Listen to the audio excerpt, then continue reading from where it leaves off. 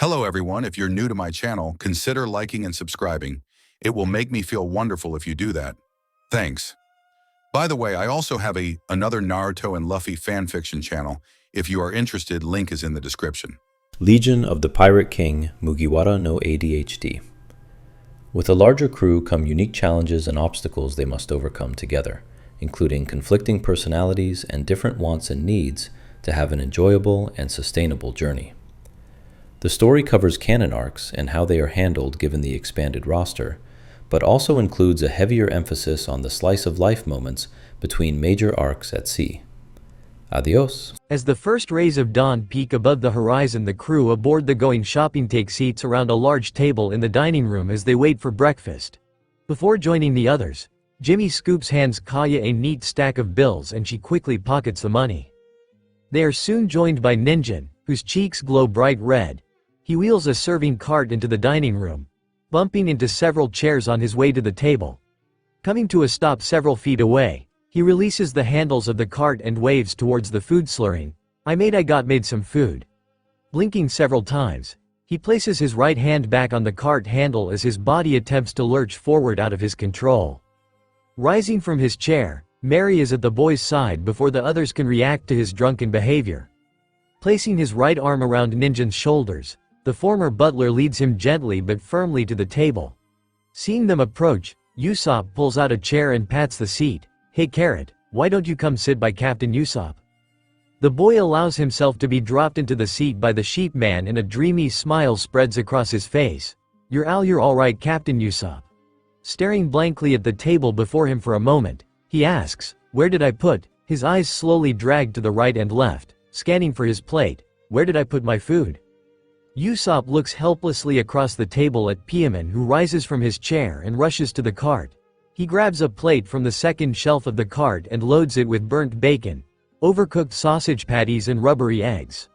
Returning to the table, he slides the plate in front of Ninjin, who stares blankly at it. After serving his friend, he returns to the cart and fills more plates, delivering them to the table until there is food in front of everyone seated. A few moments of silence pass before the boy registers the plate and its contents. "What's that?" He points at a charred slice of bacon. Concern fills Usopp's voice. "It's breakfast, Carrot. You need to eat it up to get big and strong." He looks around the table for help. Kaya's calm voice joins his. "I need you to eat it all, Ninjin." She signals for Mary to come close and whispers something into his ear. The lamb-faced man nods in acknowledgement before making his way into the kitchen. He returns momentarily with a glass of water filled nearly to the brim and places it in front of the young boy. She continues in the same calm voice, "You also need to drink that entire cup. Doctor's orders." From the far end of the table, a confused Zoro asks, "What's wrong with Carrot?" The swordsman receives glares from Kaya and Usopp. "Stop looking at me like that. What the hell is going on?" "You know what's going on." Usopp points an accusatory finger at the swordsman. "He's drunk. Where do you think he learned to do that, big guy?" Pushing himself back from the table, Zoro rises to his feet, wincing as pain radiates from his still healing wounds. "I don't have to take this crap from you. Long nose." He grabs a fistful of bacon from his plate before stomping towards the door and slamming it behind him. Johnny tries to cut through the tension. "So, who's excited to see some fishmen?" He receives blank stares from the rest of the table. "I know I am. I heard about them but ain't ever seen one in person." "What about that crab guy back in Angler Village?" replied Yosaku, earning him an exasperated sigh. "Bro, I told you, that was just a dude in a costume," comes Johnny's frustrated retort. Yosaku laughs to himself. "Bahahaha, oh yeah. Did think it was weird when his claw kept falling off." Tamanegi interrupts the pair. "What's a fishman?" The pair stare at the young boy dumbstruck before noticing several other confused looks around the table. Yosaku splutters, "None of y'all know what a fishman is?" Breaking his focus from the newspaper he had been reading, Jimmy responds calmly, "I do. But it's not common knowledge here in the East Blue." He returns to reading an article about increased sightings of panda sharks along the Grand Line. Usopp speaks up for the group. "Obviously I know what a fishman is. I fought off 30 in a single afternoon while stranded on Fish Island, but why don't you tell the others?" Rolling his eyes at the fabricated story, Johnny chooses not to challenge the sniper directly, Fishmen are half human and half fish. They can breathe underwater as easily as they can on land and are 10 times as strong as the average human. Nodding his head in agreement, Yosaku picks up where Johnny left off. Got a bunch of freaky powers too. Some of them can squirt ink. Others can turn invisible. Pretty cool, huh? Still confused, Mary asks, that's interesting, but why would we see fishmen? I thought we were trying to rescue Nami from the Arlong pirates. Yosaku lets out a booming laugh, bahahaha, because Arlong's crew is full of him. A bunch of fishmen got sent here by one of the 7 warlords. I think his name is Jumbo or maybe Jamba. Do you mean Jimbei? Jimmy helpfully offers, turning the page in his newspaper as he hides his smirk. Snapping his finger, Yosaku nods. Jimbei. That's the name, thanks newsbro. Closing his eyes, Jimmy Scoops lets out his breath slowly, please just call me Attach. Bahahaha, whatever you say newsbro. Yosaku laughs at the strange man. Ignoring the immature swordsman, Jimmy glances at the new page and spots an interesting article about a recent leadership change in the 153rd Marine Branch. Dropping his fork onto a now empty plate, Ninjin lets out a loud belch before announcing, all done. Aboard the Shimashima Shopping, the crew is enjoying a gourmet breakfast as Kobe explains who Arlong is and how he relates to the 7 warlords, was sent here by Jinbei, who is a member of the 7 warlords. Swallowing a mouthful of omelette, Luffy asks, who are the 7 warlords? Stabbing through several chunks of potato hash with his fork, Kobe chooses not to correct the captain's mispronunciation, 7 of the strongest pirate captains on the sea. They are allied with the world government in exchange for full immunity from any crimes they commit. They have a free pass to do whatever they want as long as they give a cut of their treasure to the government and promise to fight alongside the Marines if needed. He places the fork into his mouth and carefully removes the chunks of potato with his teeth, chewing slowly and savoring the flavor. Luffy stops eating just long enough to comment, so they are a bunch of cowards. Choking on his food, Jin places a hand over his mouth as he tries to force it down. His eyes water as the spices from the dish invade his sinuses. After a few moments, the master-at-arms recovers enough to speak. Not cowards, Luffy. These are the toughest pirates around. Shrugging his shoulders, Luffy chews on a hunk of meat. Swallowing it, he says nonchalantly, sounds lame to rely on help from the government. That's not what real pirates do. Kobe injects himself back into the discussion. Lame or not, they are dangerous and we need to take them seriously. Arlong has ties to Jinbei, which means he's connected to the warlord system, even if he isn't a warlord himself. Luffy rolls his eyes at his bosun. How dangerous can these warlords be? I've never heard of them before. Having listened in silence until now, Rika pipes up, yes you have. What do you mean? Whipping his head towards the young girl, Luffy has a confused look on his face. A grin spreads across her face. She rarely gets the chance to correct a grown-up and wants to enjoy the opportunity. Mahawk. Yesterday Kobe and Zoro called him a warlord. You were right next to them when it happened. Laughing, Luffy lounges back in his chair. Ha ha ha. Oh yeah. I forgot about Hawkman. So he's one of those, War nods his head. Not only is he one of them, but he's so strong that he took down our entire armada alone. Rumor has it that he doesn't even have a crew. He just sails the Grand Line alone, killing anyone who gets in his way. Returning from the kitchen area, Sanji places a large plate in the center of the table with a metallic lid on top. The crew is silenced as they stare at the lid in eager anticipation. A dollop of drool escapes Luffy's mouth and he licks his lips hungrily before looking pleadingly into the chef's eyes. Sanji, stop teasing us. What is it? Grinning at the captain, the chef pulls the lid away, revealing a wide assortment of desserts. The crew members lunge forward, each grabbing a delicious treat from off the plate, causing the chef to laugh. Wahahaha, slow down, it's not going anywhere. He takes a seat between Jin and Rika before carefully picking out a bite-sized brownie and popping it into his mouth. Elsewhere, Nami walks along a familiar beach on the Konami Islands. It had been a while since she had been this close to home and she basked in the familiarity of the sights around her. A dull ache in the back of her head served as a helpful reminder of the previous night's drinking. She had opted for a sheer tank top, not needing to hide her tattoo now that she was returning home. Playing out potential conversations with Arlong in her head, She doesn't notice the young boy in front of her until her boot catches on his shoe and she lands face down in the dirt. After pushing herself up on her elbows and spitting sand out of her mouth, Nami angrily shouts, "Watch it." The young boy glares back at her definitely, "No, you watch it." Pushing herself up to her feet, Nami brushes the sand from his shirt and pants as she takes the young boy in. He can't be any older than 10 but is armed with a large array of makeshift weapons. Her brow creases. "Where are you going with Olive?" She waves her hand at the boy's gear, that. Grinding his teeth together, the boy impulsively shouts, "To Arlong Park. I'm going to kill that fishman for what he did to my village." With a sigh, Nami reaches down the front of her tank top and pulls out the 3-sectioned bow staff. She connects the sections as she talks. "What do you think a kid like you can do against an army of fishmen?" Fear fills the boy as the girl assembles her weapon, but it is swept away in his anger at Arlong. "Don't try to stop me, lady. I'm going to kill him if it's the last thing I..." Before he can finish his sentence, Nami's bow staff whips through the air and smacks the boy across the face, knocking him to the ground. As the dazed boy looks up at her from the sand, she reaches into her pocket and grabs a tightly bound stack of belly. Pulling the money out, she eyeballs it before tossing the stack onto the boy's chest. 22,000 belly should be more than enough.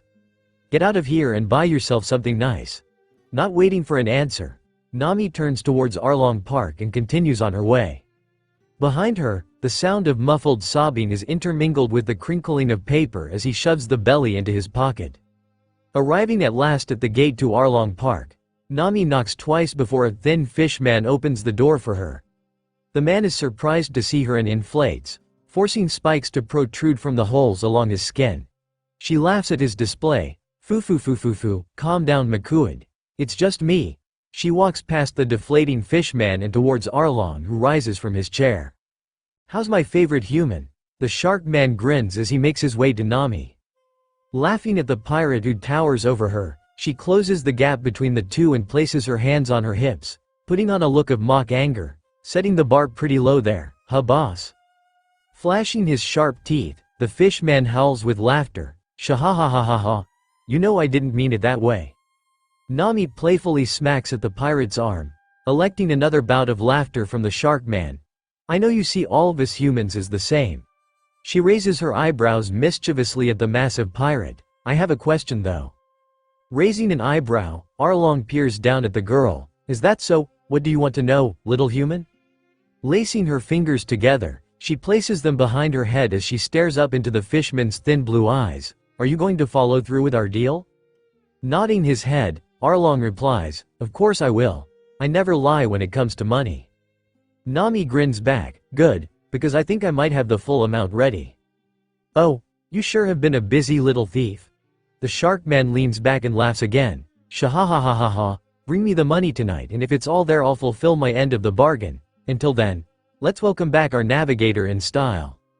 A man with 6 arms reaches down and presses a button on a small device, and suddenly the entire park is filled with music that pounds with a steady beat. Arlong takes a step back and begins awkwardly dancing back and forth as several of the fishmen shout encouragement at him. "Get down with your bad self, Arlong. Show this human how real fishmen dance. Shake it, boss." Nami places a hand over her mouth to stifle her giggle at the ridiculous display. She doesn't want to offend Arlong, but cannot contain her mirth at his terrible dance moves. The shark waves for her to join him, and she does her best to swallow her laughter as she saunters towards him, swaying with the beat of the music. The crew aboard the going shopping gather on the flying bridge. Standing near the steering wheel, Mary makes an occasional adjustment as they approach the entrance to Arlong Park. Behind the closed water-controlled gates a tower rises into the air. As they take in the sight, Usopp lets out a low whistle. "This place is huge. How are we supposed to find Nami inside that thing?" Elbows resting on the railing of the boat, Zoro scoffs. "Tish, we'll just fight our way to the top." Kaya's soft voice calls out, "Must we always resolve things with violence?" Zoro rolls his eyes. "Usopp, your girlfriend is a pain in the ass." Johnny and Yosaku snicker to themselves but are silenced by an angry look from the young merchant. Slowly twists the wheel clockwise. Mary turns the boat until its port side is facing the pirate base. Noticing the change in direction, Zoro turns to the former butler. "The hell are you doing, sheepman?" Mary's voice, calm as usual, carries across the deck. If we don't adjust our course, we'll smash into that gate. Shrugging his shoulders, the swordsman walks menacingly toward the former butler. So what? Busting through is the fastest way in. He reaches for the steering wheel, but his arm is caught by Johnny, who gives him an apologetic look as his grip tightens on the swordsman's wrist. What the hell, Johnny? Too scared to face a couple of pirates. Ignoring the swordsman, Usopp points at a dock that is slowly taking form on the horizon. That looks like a good place, Mary. Full speed ahead. Struggling against Johnny, Zoro manages to grab the steering wheel and begins pulling it counterclockwise. Mary lets go, uncertain if he could overpower the swordsman and fearing that the wooden wheel would break if he tried. Zoro shoves the shipwright out of the way as he plants his feet firmly on either side of the wheel. No, we are going through the front. None of this sneaking around crap. Brilliant plan. From behind him, Mary mutters under his breath, let's demolish the only ship we have left because it's too inconvenient to walk. Frustrated, Zoro releases the wheel and turns to face the lamb-faced man. If you have something to say, then say it to my face. Usopp slips between the swordsman and the steering wheel and carefully corrects the course back towards the dock while Zoro is distracted. Mary's en as his body tenses, preparing for a fight. What I'm trying to say is that this ship is made of wood and that gate is made of steel. The only thing ramming into it is going to accomplish is sinking us to the bottom of the ocean. Well, then we'll just… Zoro tries to think of something but fails. Fine, I guess you have a point. Slamming his shoulder into the surprisingly sturdy man, the swordsman pushes past him and begins walking towards the stairs leading to the main deck. But I'm not going to run around like an idiot when the base is right there. If we can't sail in, then I'll swim. Johnny and Yosaku exchange looks before following after the older swordsman. Zoro smiles as he hears their footsteps, but his smile vanishes when hands grab both of his shoulders and yank him backwards. Face inches from Zoro's, Johnny whispers, "Sorry about this, big bro," before sweeping the swordsman's legs out from under him. Slamming his elbow into Zoro's back, Yosaku knocks him to the ground. It's nothing personal, we just don't want you to get hurt.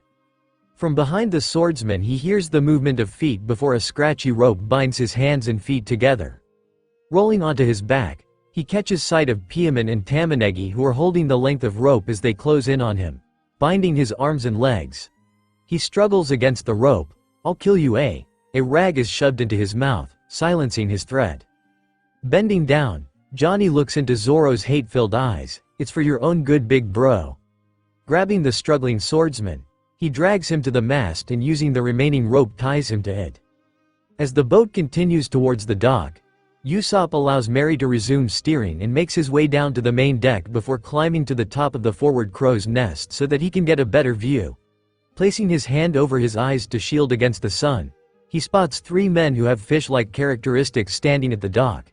He shouts a warning to the others, fishmen guarding the dock, "Don't let them see us."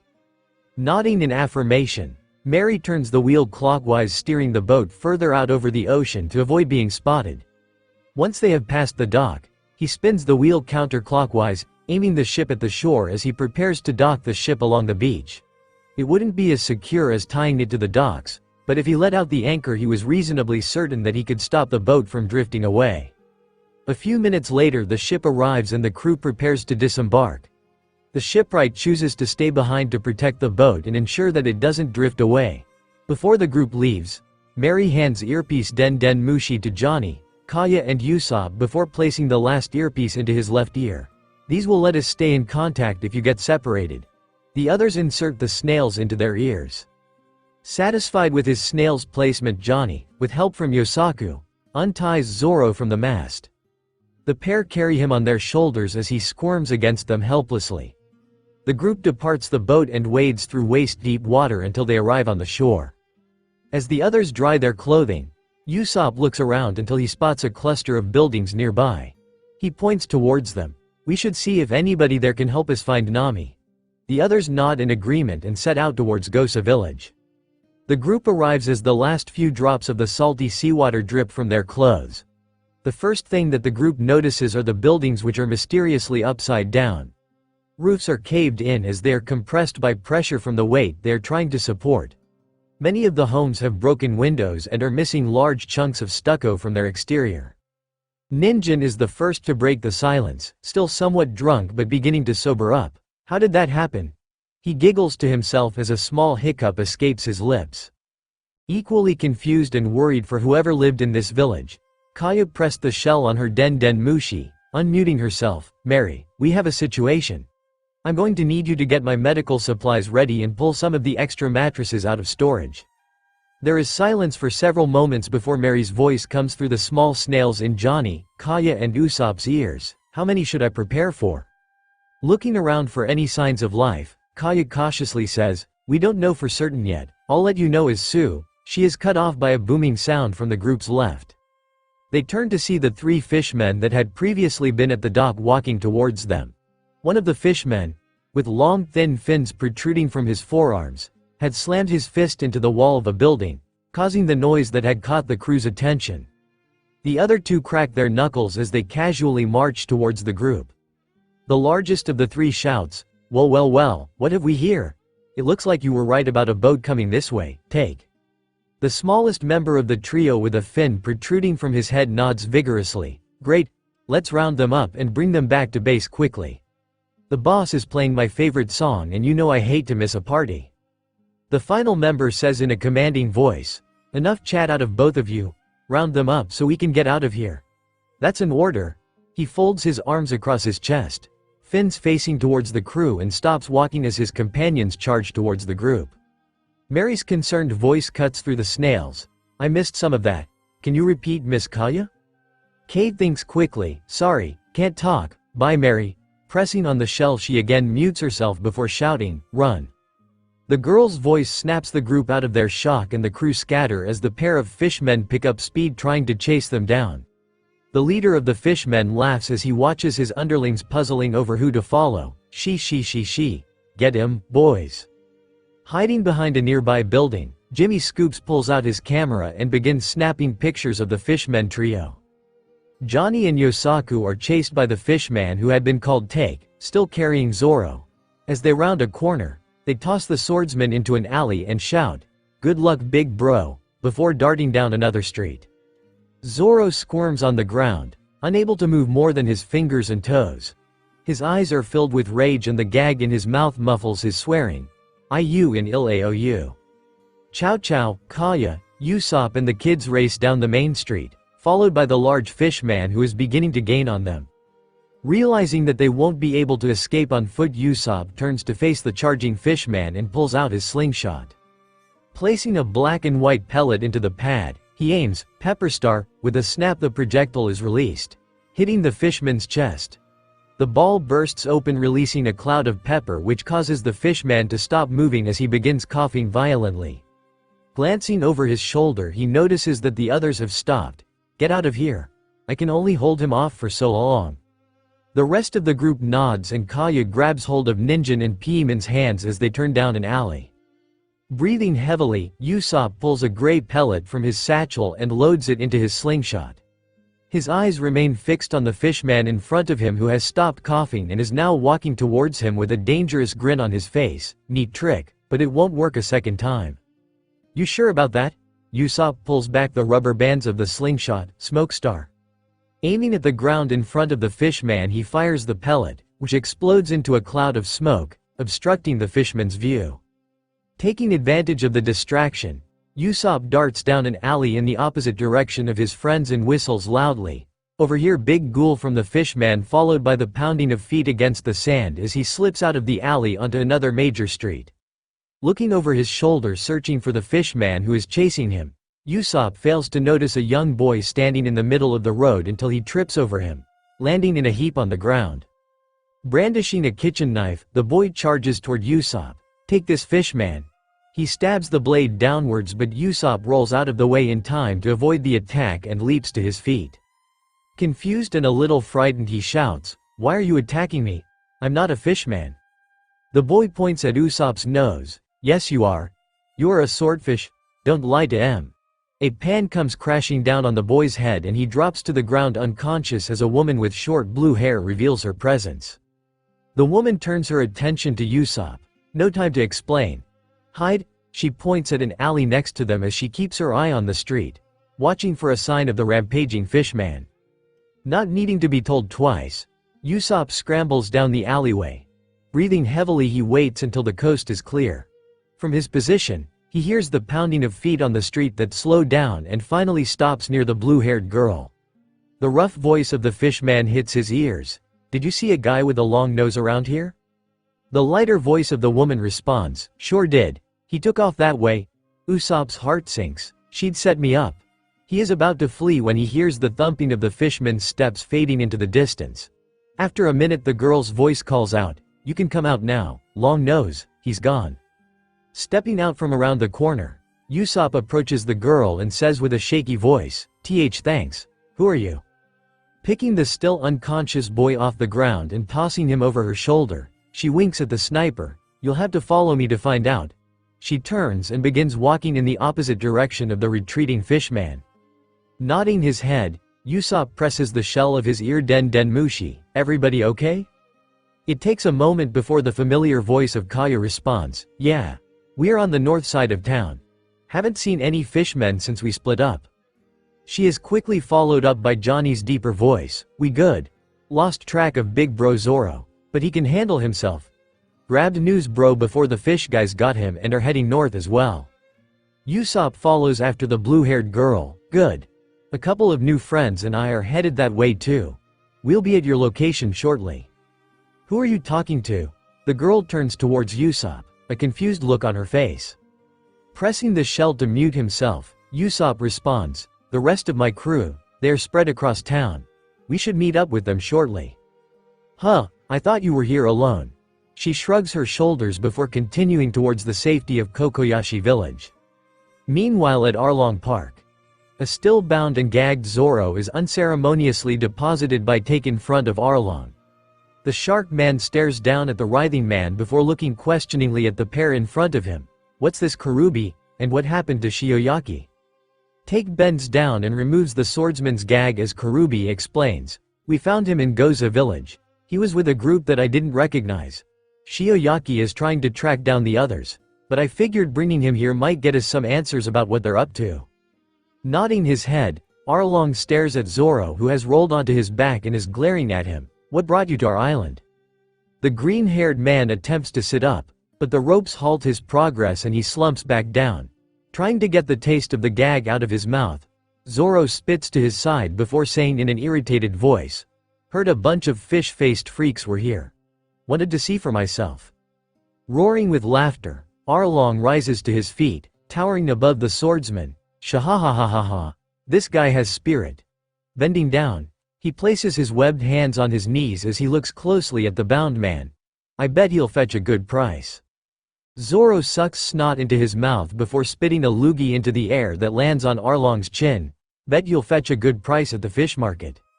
Straightening his back, Arlong prepares to kick the man as Nami appears at his side. Looking down at Zoro, her pupils dilate as she recognizes the swordsman. She quickly recovers and points down. "What's he doing here?" Eyes locking onto the former navigators, Zoro's face is filled with malice. "The hell are you doing here?" He had missed the conversation the day before regarding her allegiance to the Arlong pirates, having been busy at the time fighting against Mihawk. "Do you know this guy Nami?" Arlong turns towards the girl, a curious look on his face. Nami doesn't break eye contact with the swordsman. "Sure do. Robbed him and his crew the other day." She smirks, "Guess he's trying to get their money back." Bursting again into laughter, Arlong crouches down next to the swordsman. "Shahahaha. Are you stupid enough to challenge us on our home turf? We are the mighty fishmen. Once our navigator Nami finishes her map, we'll rule the entire Grand Line." Speechless, Zoro's eyes darted back and forth between Arlong to Nami. "Your navigator? She told us she hates pirates, and only joined us because..." His voice trails off as Nami's deception sinks in and his features harden. "You bitch. I knew Luffy was wrong to trust you." Failing to stifle her laugh, Nami crouches beside Arlong and places her hand on the bindings around Zoro's legs. "Fufufufu. You never trusted me, did you, Zoro? Probably the only one on the crew who managed to see through my disguise." She slaps his leg. "Too bad you can't do anything about it now." A bored look crosses Arlong's face and he pulls his foot back, preparing to kick the swordsman into the ocean. Before he can land the blow, Nami interrupts him with a loud, No, lowering his foot. Arlong looks inquisitive at the girl who grins mischievously at him. You don't want to throw away this one. He's Roronoa Zoro, the famous bounty hunter. I can think of at least a dozen crews who would pay you top dollar to put him out of his misery. Arlong roars with laughter as he saunters back to his chair and sits down, crossing his left leg over his right. Shahahaha. You always think about money, huh Nami? Go ahead and put the prisoner down in the cell block. Give her any weapons you found on him so she can put them in the armory. But I wanted to keep it. Pulling a sheathed white sword from his belt, begrudgingly hands it over to the girl. Dropping back to the ground and placing the sword on the cement next to her, Nami carefully unties the swordsman's legs so that he can walk on his own before helping him to his feet. Once he is steady, she grabs the sword and hooks it to her belt loop. Still unable to move his arms for balance, Zoro allows Nami to lead him into the towering building. As they walk, he mumbles, "Traitor." But the young thief ignores him. Several minutes later, the pair arrive in the prison cells. Nami leads the swordsman to a small cell, subtly loosening several of the knots on his back and wrists without giving her actions away to the swordsman. She shoves him onto an uncomfortable cot before slamming the door closed and locking it. Dangling the keys in the air, she drops them onto the ground just outside the cage and places her hand over her mouth. Oops, silly me. Turning away from the swordsman, she places his sword on the desk in the corner of the room. Why? The swordsman asks before she can leave the dimly lit room. Feigning innocence, the redhead asks, "Why what?" "You know what?" He stares coldly into her eyes. "Why did you betray us? Why did you betray Weston?" Hang for a moment before finishing, "Luffy." The final question felt like a knife stabbing into her stomach. Trying to appear tough, her face twists into a cruel smile. "It was easy. You all trusted me blindly and I gave you no reason to do so." As for Luffy, her jaw clenches shut, as her body tries to fight against her lie. He's such an idiot. I've done this to countless pirates. Why does it feel so much worse this time? It felt as though she had betrayed a part of herself. Her lip quivers for a moment before she blurts out, "You wouldn't understand." Turning from the swordsman, she hurries from the cell block, slamming the door behind her as tears stream down her face. Zoro is left alone in his cell, frustrated and confused. Aboard the Shimashima Shopping, the crew are cleaning their plates when the boat begins tipping towards the ocean. Grabbing onto whatever they can, the crew stares through the cabin window as the head of a massive creature bursts from the water. The boat settles and the crew rush outside to investigate.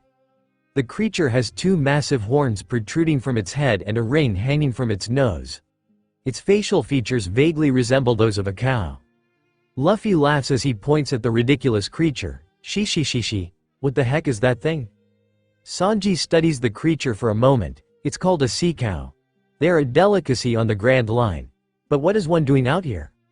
The sea cow opens its mouth and lets loose a bellow that hits the crew like a gust of wind, pushing them backward. Covering his ears, Kobe shouts, "That thing sure is loud." Grinning, Luffy balls his hand into a fist. "I bet it's delicious." Throwing his arm backward, he shouts, "Gum gum pistol." His fist flies forward through the air, connecting with the cow's face and knocking it backward into the water. Before he can pull his fist back, Sanji leaps onto the captain's arm and runs towards the sea cow as it recovers and again begins to rise out of the ocean. Leaping into the air, Sanji shouts, "Collier shoot." His foot connects with the creature's neck, launching it back down into the water. As he drops from the air, Sanji's foot is caught by Luffy and he is pulled back into the boat, slamming into the captain's chest. Several minutes later, Luffy finishes tying a rope to the side of the boat and looks down at his handiwork. "That ought to do it." Kobe expresses his concern about the captain's plan. "Luffy, there is no way this is going to work." "Sure it will," shouts the captain as he turns to the massive sobbing creature who is now secured to their ship. "Isn't that right, Cowface?" Not looking at the pirate, the massive creature nods its head as it begins to swim towards Arlong Park. Jin howls with laughter. "Dahahaha. This is way more fun than we ever used to have with Krieg." Luffy grins back. "Better be. If we aren't going to have fun, then why even be a pirate?" Sanji looks over at Kobe and Rika. Does he know what a pirate is? The pair shrug their shoulders. With a sigh, the cook leans back in his seat and pulls a cigarette from his pocket. Lighting the tip, he places it in his mouth before blowing out a stream of white smoke. What have I gotten myself into? She. Let's get a move on, cow face. Take us to Arlong Park. Grabbing the ropes, Luffy pulls upwards before whipping his hands back down, sending them cracking along the sea cow's back. With a pained moo, the creature picks up speed, yanking the boat through the water as it races toward the island ahead. As the crew piled into Nejico's home, the space that had once felt open and inviting was now cramped and stuffy. Chabo sat on the ground playing a board game involving dice with Piaman and Tamanegi.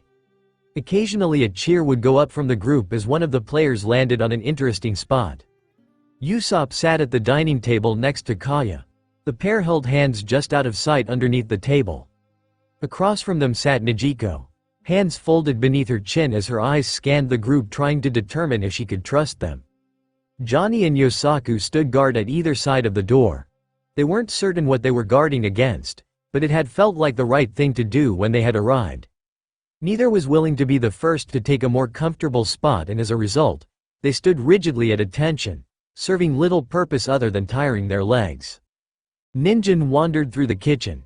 He had lost most of his breakfast on the walk to Kokoyashi village and was craving something sweet to fill his empty belly. Chow Chow paced around the house, smelling everything he came into contact with as he attempted to map out the space within his mind. Occasionally he would stop by the table for a well-deserved scratch behind the ears. Jimmy Scoops hadn't bothered to come into the house and was instead wandering the streets of Kokoyashi village. Occasionally the sound of a camera could be heard as he snapped a picture of the normally isolated village. "Welcome. This is my house." Nejiko attempts to break the awkward silence in the room. Her voice was soft but firm as her eyes settled on Kaya, who seemed to be the leader of this group. "What brings you to the Konami Islands?" Opening his mouth to speak, Usopp feels Kaya squeeze his hand and close it, letting her lead.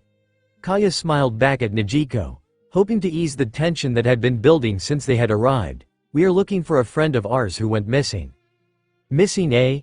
Nejiko cracks a smile as she leans back slightly. Her smile turns to panic for a moment when Chabo lets out a loud yelp before the three boys burst into laughter over their game.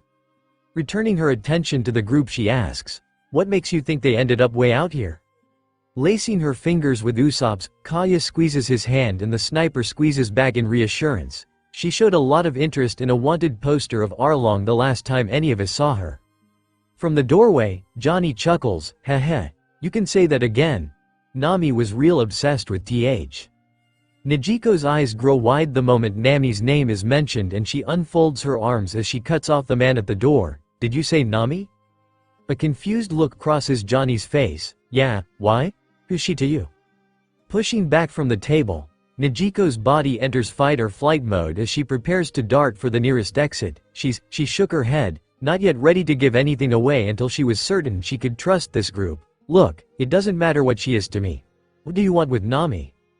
In the kitchen, Ninjin has found bread and hazelnut spread and is sitting on the floor carefully making himself a sandwich. Sensing the fear radiating from their host, Usopp releases Kaya's hand. "Hey, it's okay. We just want to make sure she is safe." Following quickly behind Usopp, Kaya also attempts to offer reassurance. "She's our friend, like I said. Part of our crew. I think this is all just a big miss." Standing to her feet, Nejiko slams her hands into the table. "No," she glares at the two across the table. "My sister doesn't have friends like you. Not real friends anyways. She's a thief and a liar who hurts everybody who tries to get close." Everyone's attention is focused on Nejiko. The kids stop their game to stare while the adults attempt to figure out what to say next.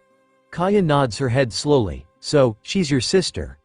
That explains the fire in your eyes." Nejiko glares at her and she hurries along. "Our captain told us that we need to save her. He knows about Arlong and how she has been working for him, but he doesn't care. She is part of our crew and we won't leave her behind, no matter what." The muscles in Nejiko's body relax as she slowly sits in her chair. She felt she had run a marathon without taking a single step. "I can't imagine she left on good terms. I bet she stole your money and maybe took a boat or two as well if I know her. Who could forgive somebody like that?" Johnny and Yosaku laugh as a grin spreads across Usopp's face. "That's just who Luffy is. He's loud, annoying, impulsive and rude, but he'd sooner die than give up on his crew." Tears form in the corners of Najiko's eyes as she again looks around to see the rest of the crew nodding in agreement. Her mind settles on a single thought. This crew is what Nami deserves after everything she sacrificed for us. As a single tear rolls down her cheek as she says softly, "But what about Arlong?" Pushing his chair back, Usopp rises to his feet and places his right hand dramatically over his heart. "I, Captain Usopp, will not let Arlong stop us from saving Nami. With my crew of 10,000 pirates, we will easily destroy these fishmen." The Usopp pirates all cheer while Kaya, Johnny and Yosaku cover their faces and shake their heads. Chow Chow growls at Usopp, startled awake from the nap he had been trying to take next to Kaya. "But, I thought you said your captain's name was Luffy?" asks a confused Najiko. Rolling their eyes, Johnny and Yosaku step away from the door and each places a hand on Usopp's shoulder, pushing him down into his seat. Johnny says, "It is." Big bro Usopp thinks he's in charge whenever the captain ain't around.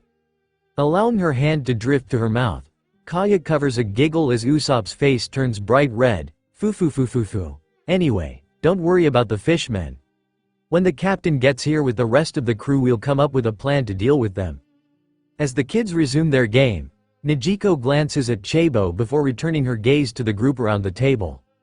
She is about to speak when a loud burp from the kitchen signals that Ninjin has finished his sandwich and begun drinking from a bottle of whiskey he swiped. The boy giggles as Kaya rises to her feet. "I'll be right back." She walks into the kitchen and takes the bottle out of Ninjin's hands. Placing it on the counter, she sweeps him into her arms. "What are we going to do with you, Carrot?" The boy giggles before snuggling against the crook of her arm as she carries him to the table, places him carefully into a chair and returns to her original spot across from Najiko. Surprised and slightly alarmed, Najiko asks, "Did he just?" The others nod, irritation evident on their faces. Najiko darts her eyes to the boy who is slowly tracing the outline of his hand with a finger before continuing, "Anyways, what I was going to say was, Arlong isn't the kind of pirate you want to mess around with." From the ground, Chabo's smaller voice calls out, "He's a monster." Nodding her head in agreement, Najiko elaborates, "He certainly is a monster. Chabo, can I tell them what they did to your village?" "What do ya mean his village? I thought he lived here," asks Yosaku, who had made his way to the floor and was now playing the dice game with the kids. Chabo nods his head, "Sure." Blowing a strand of hair out of her eyes, Najiko looks across the table at Kaya. "That abandoned village we found you in is where Chabo grew up." She notices Kaya's eyes dilate slightly and smirks. "Looked a lot like this village did up until a couple of days ago." As the others at the table begin to mouth the word, "How?" she holds up a finger to silence them. "Luckily Chabo was here picking fruit for me that day, so he didn't get swept up in it. Rumor has it that Arlong found weapons OERs and rather than deal with an uprising, decided to exterminate everybody who lived there." "But why were the houses flipped upside down?" asks a confused Johnny. From the ground, Chabo says in a voice that seemed far too cold for a boy his age, "It's that damn sea monster." Unable to focus on the game, he rises to his feet and climbs into Najiko's lap, seeking comfort from the young woman. Casually running her fingers through his hair as he settles in, Najiko continues, "Chabo is right. Arlong has a massive sea beast under his control that he brought to destroy the town. That's why the streets were in such disrepair and all of the houses were flipped upside down." Looking down at the young boy who was sitting side saddle on her lap, she wrapped her arms around him, holding his small body against hers. "There are a few survivors who happen to be elsewhere like Chabo here, but for the most part Arlong killed them all, including Chabo's parents." A tear rolls down the boy's cheek and he buries his head against Najiko's chest. "I'm so sorry to HEA." Before Kaya can say more, they hear a guttural laugh from outside the house. "He's here," shouts Najiko, causing the crew to drop everything they are doing and rise to their feet, other than Ninjin, who continues to sit staring drunkenly at the others as his mind attempts to catch up. The crew scrambles out the door in time to see a large man who appears to be part shark holding an older man in the air by his neck. "Shahahahaha. So you thought you could just bring a gun into one of my villages and I wouldn't do anything about it? Did you learn nothing from Gosa village?" The man grabs desperately at the fishman's hands, attempting to release the pressure on his neck so that he can breathe. The crew sees that Arlong is surrounded by a group of fishmen who form a barrier between their captain and the rest of the villagers. Usopp springs into action. "Usopp pirates, We must defend this poor citizen. Pulling out their wooden swords, Tamanegi and Piaman move into place on either side of the sniper and raise their weapons into the air while Ninjin stands in the doorway, leaning against it for support as he flashes a thumbs up at the others. Reaching into his pocket, Usopp pulls out his slingshot and loads a red projectile. Aiming at the fishman, he shouts, "Gunpowder star." The projectile is fired at Arlong and explodes upon contact with the fishman's side. The giant fishman is startled enough to drop the older man, who crawls away into the crowd but is otherwise unharmed and turns in rage at the long-nosed sniper, who gulps in fear, "I'll kill you." He begins charging towards Usopp but is restrained by two fishmen who whisper something into his ear as he struggles against them. His body relaxes as the others let him go and he points at the sniper with a single accusatory finger. "Chu, go get that long-nosed man and bring him to Arlong Park." A muscular, blue-skinned fishman with thick lips begins walking casually toward Usopp. "You got it, boss." In a panic, Usopp turns and dashes down the street, followed by Tamaneg and Piaman, who are each holding one of Ninjin's hands and dragging him behind them. The fishman quickens his pace as he follows after the retreating group. As Arlong begins walking back towards their base, he calls out, "Don't keep me waiting too long, Chu." The other fishmen laugh as they follow after their captain. From deep inside Arlong Park, Zoro rises to his feet as the ropes fall to the ground behind him. His eyes are filled with rage as he walks to the door of his cell and bends down to scoop up the keys Nami had conveniently dropped within reach. Unlocking the cage, he makes his way to the table, scooping up his sword. It doesn't take long for him to find his way out of the mansion, and as he walks into the light, one of the dozen fishmen who had stayed behind spots him. "Hey, what are you doing out of your..." Zoro sprung into action, cutting down the fishman mid-sentence. His instincts kick in as the swordsman moves from opponent to opponent, his blade slicing through each like a hot knife through butter. In under a minute, the once lively courtyard was transformed into a blood-soaked battlefield. The few fishmen who managed to remain conscious groaned in pain as they attempted to cover their wounds. Sheathing his blade, Zoro steps over a fallen fishman as he makes his way to the edge of the water, figuring that Arlong and the rest of his fishmen may be hiding in its depths. Bending down to stare into the salty water looking for his prey, he is startled as a fishman with 6 arms rises from the water in front of him. The pink-skinned fishman's arms are covered in suckers and his facial features strongly resemble an octopus. The 6 arms draped over the concrete as the fishman stares up at Zoro. "A guest? You must be one of Nezumi's men? Would you like a ride anywhere?" The fishman had not noticed the carnage behind Zoro. Nodding slowly, Zoro thinks up a plan. "Yeah, Nezumi said I should find Arlong. Wanted me to get something from him." Turning his back towards the swordsman, the octopus man raises his back out of the water before calling over his shoulder. "Climb on. Arlong is at Kokoyashi village. I can take you there. My name is Hachin, by the way. What is yours?" Stepping gingerly onto the fishman's back, Zoro carefully sits down before grabbing hold of the back of Hachin's shirt. "The name's Zoro." Pushing off from the side of the concrete wall, Hachin begins swimming quickly through the water. "I'm glad that I can be of service, Mr. Zoro." Rolling his eyes, Zoro's attention is caught by a blood-curdling scream from behind him as Arlong and his men arrive back in their headquarters and see the destruction he had left. His eyes widen and his grip tightens on Hachin's shirt. If he had just waited, Arlong would have come to him. Unfortunately, there was now no way to get Hachin to turn around without revealing his true intentions. "What do you think that noise was?" asks Hachin as he continues through the water. Steadying his breathing for a moment, Zoro responds, "Who knows, probably some animal getting caught on the fence." Hachin laughs as he glides through the water. "Hachacha, you're probably right, Mr. Zoro." Usopp and the kids continue into the forest, pursued by Chu, who is beginning to gain on them. Realizing that they will not be able to outrun their pursuer, he shouts, "Run away, boys. There is no reason all of us need to be captured. Spread the tales of the brave pirate Usopp. I will miss you all." Digging his feet into the dirt, he comes to an abrupt stop and turns to face the oncoming fishman. Pulling his slingshot out, he aims and fires a dark gray pellet. Lead star. The projectile hardly slows the oncoming fishman and he continues closing the distance between himself and the sniper. Obediently, Piaman and Tamanegi turn to the right and, still dragging Ninjin behind them, disappear into the foliage.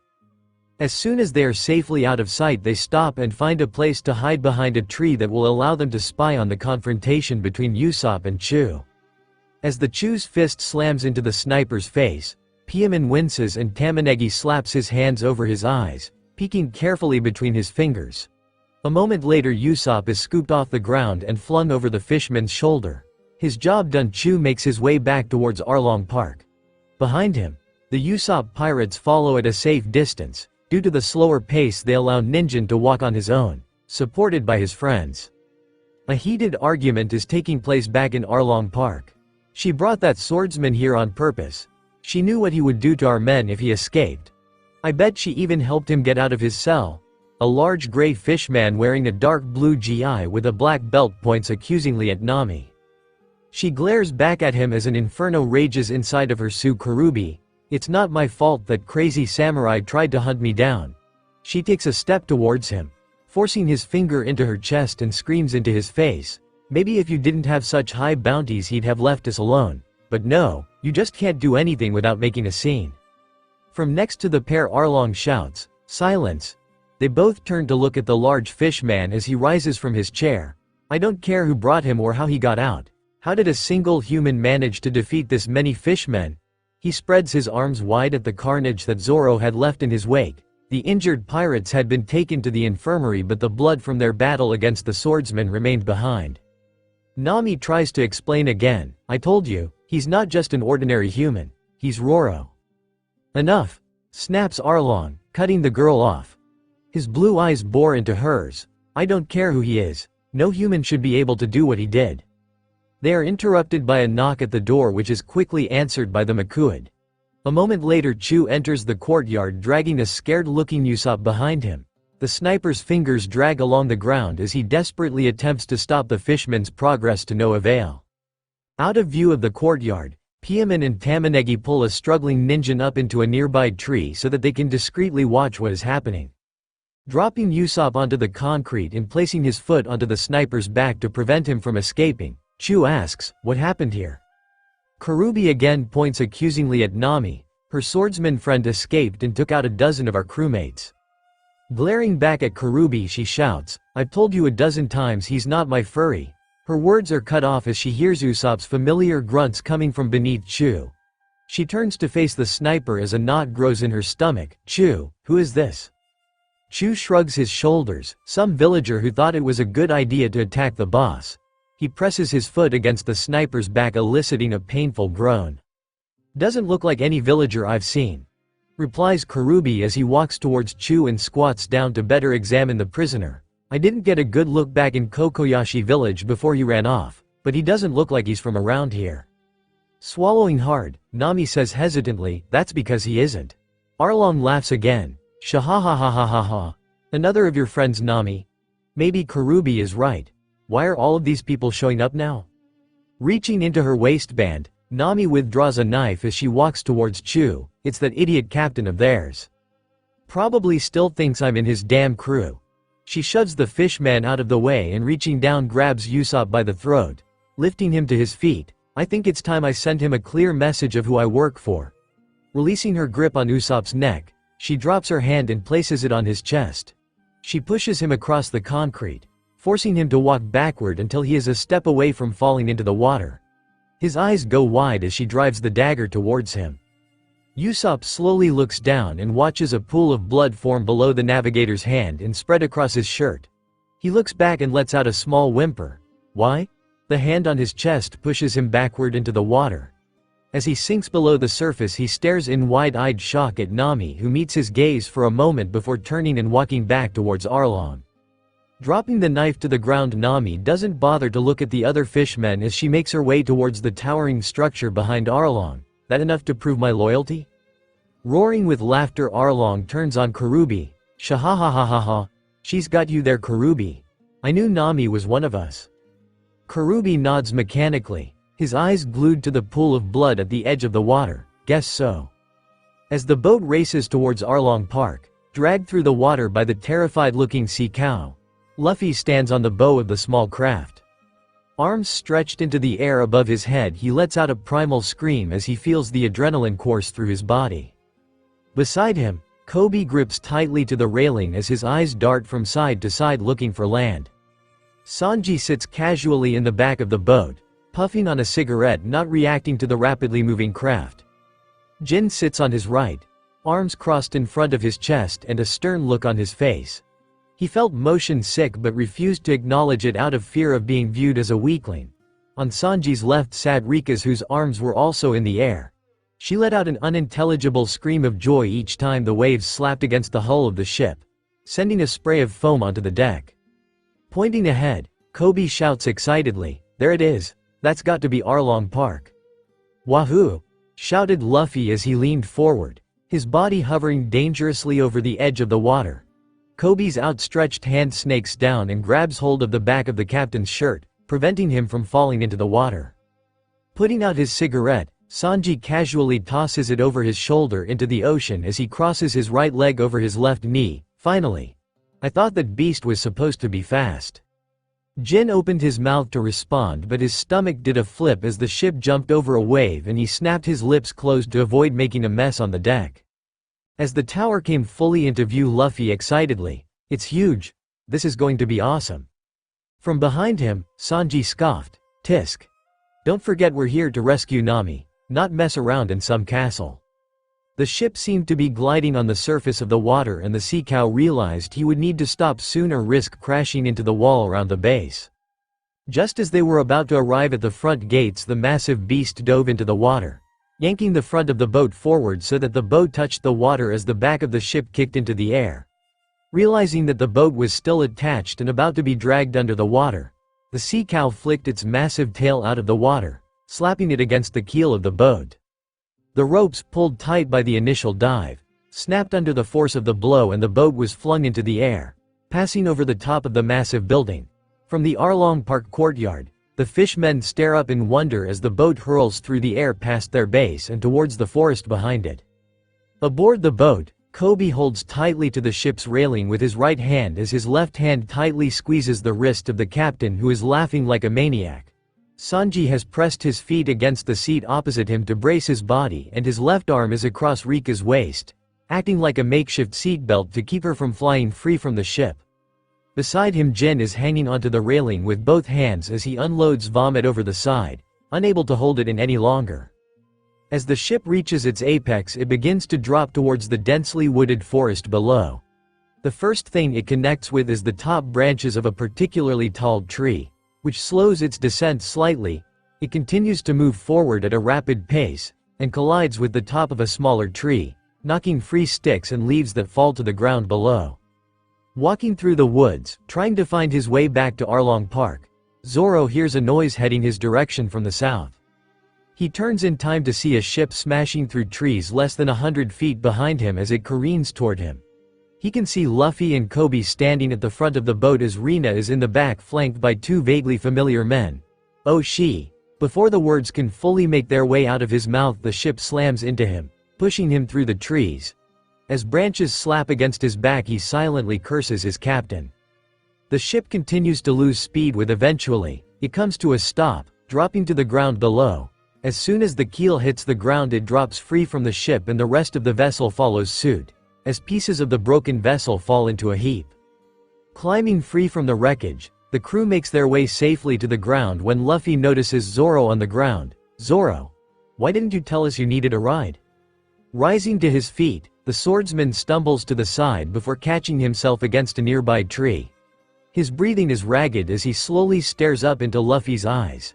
He doesn't bother to mask his rage. "What the fuck were you thinking, Luffy?" The young captain shrugged his shoulders, having fun.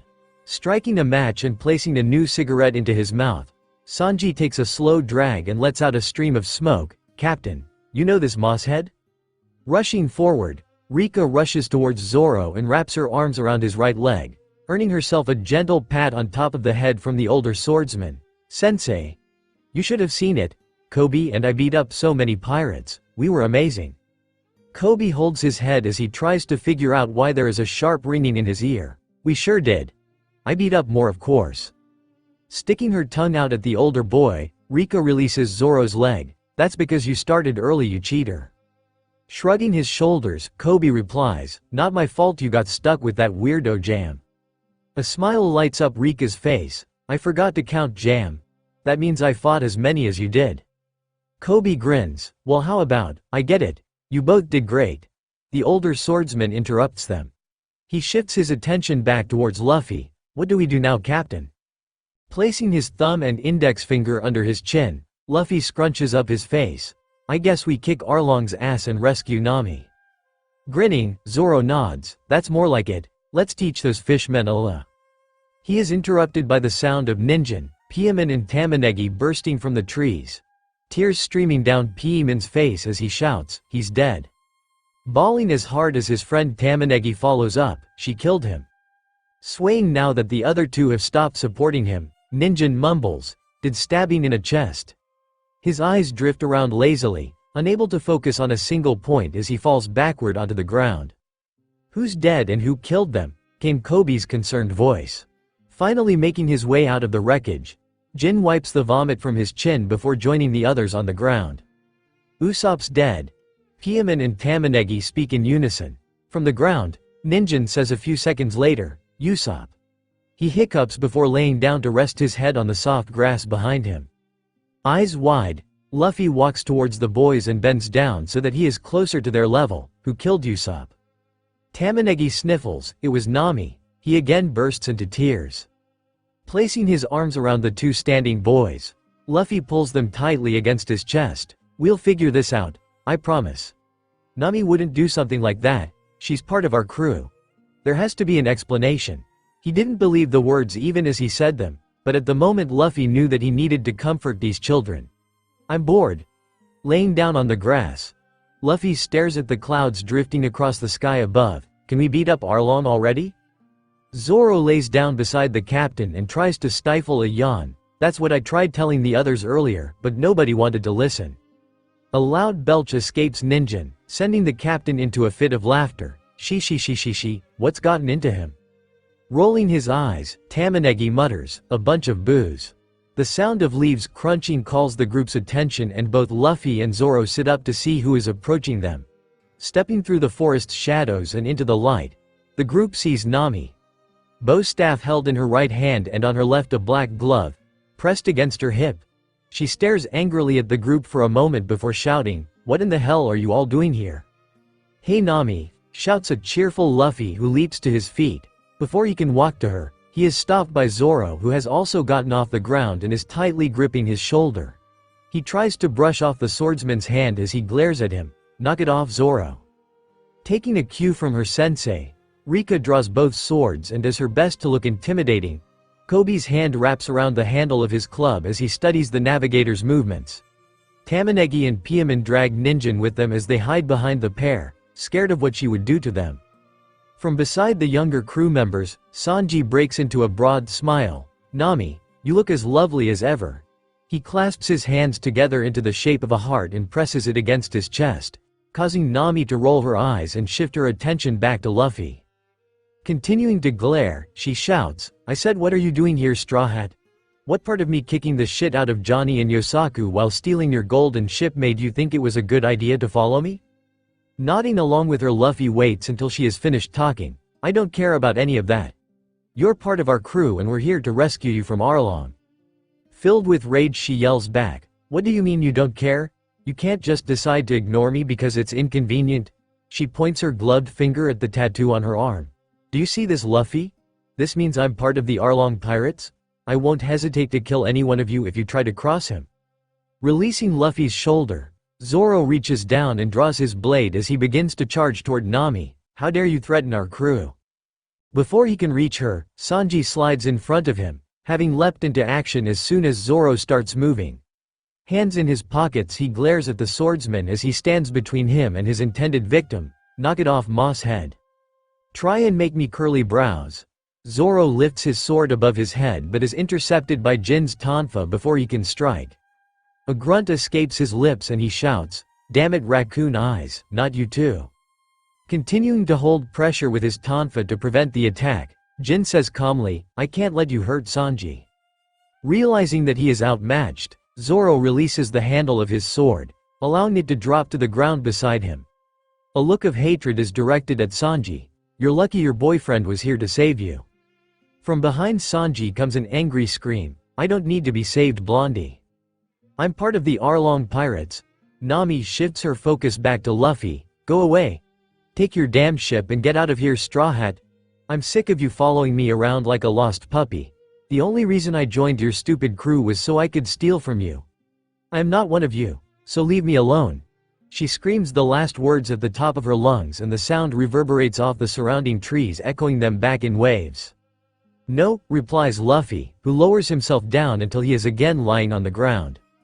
A vein pulses on Nami's forehead as she shouts, "What do you mean no? I said leave me alone." Ignoring the tirade, Luffy rolls onto his side and begins snoring. Shaking with anger, Nami considers marching over and slapping him before shouting in frustration, "The hell with all of you. If you won't leave, then I'll have Arlong send his men to kill you." With a huff, she turns around and vanishes back into the forest. A short time later, Nami shoves past Johnny and Yosaku and enters Nejiko's house.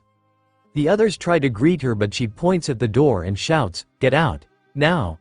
They obediently exit, leaving her alone with her sister. Sitting across the table, her head rests against the surface as a tear runs down her face. Rising to her feet, Nejiko circles the table until she is beside her sister, bending down and wrapping her arms around the younger girl, who begins sobbing.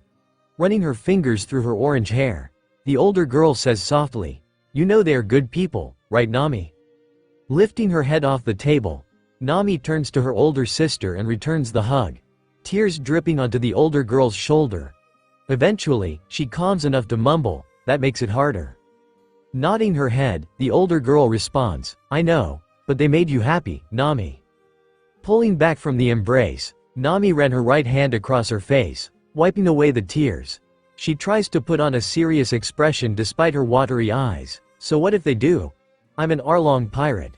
She places her hand over the tattoo, which now feels like a cattle brand. Looking up at her sister, she asks, "How could they ever trust me, after everything I've done?" Placing her hand over her sister's, Nejiko says softly, "You won't know unless you try, Nami." Nami bites her lip and looks up at the blue-haired girl. "I'm so close, Nejiko. I have all the money I need, all that's left is..."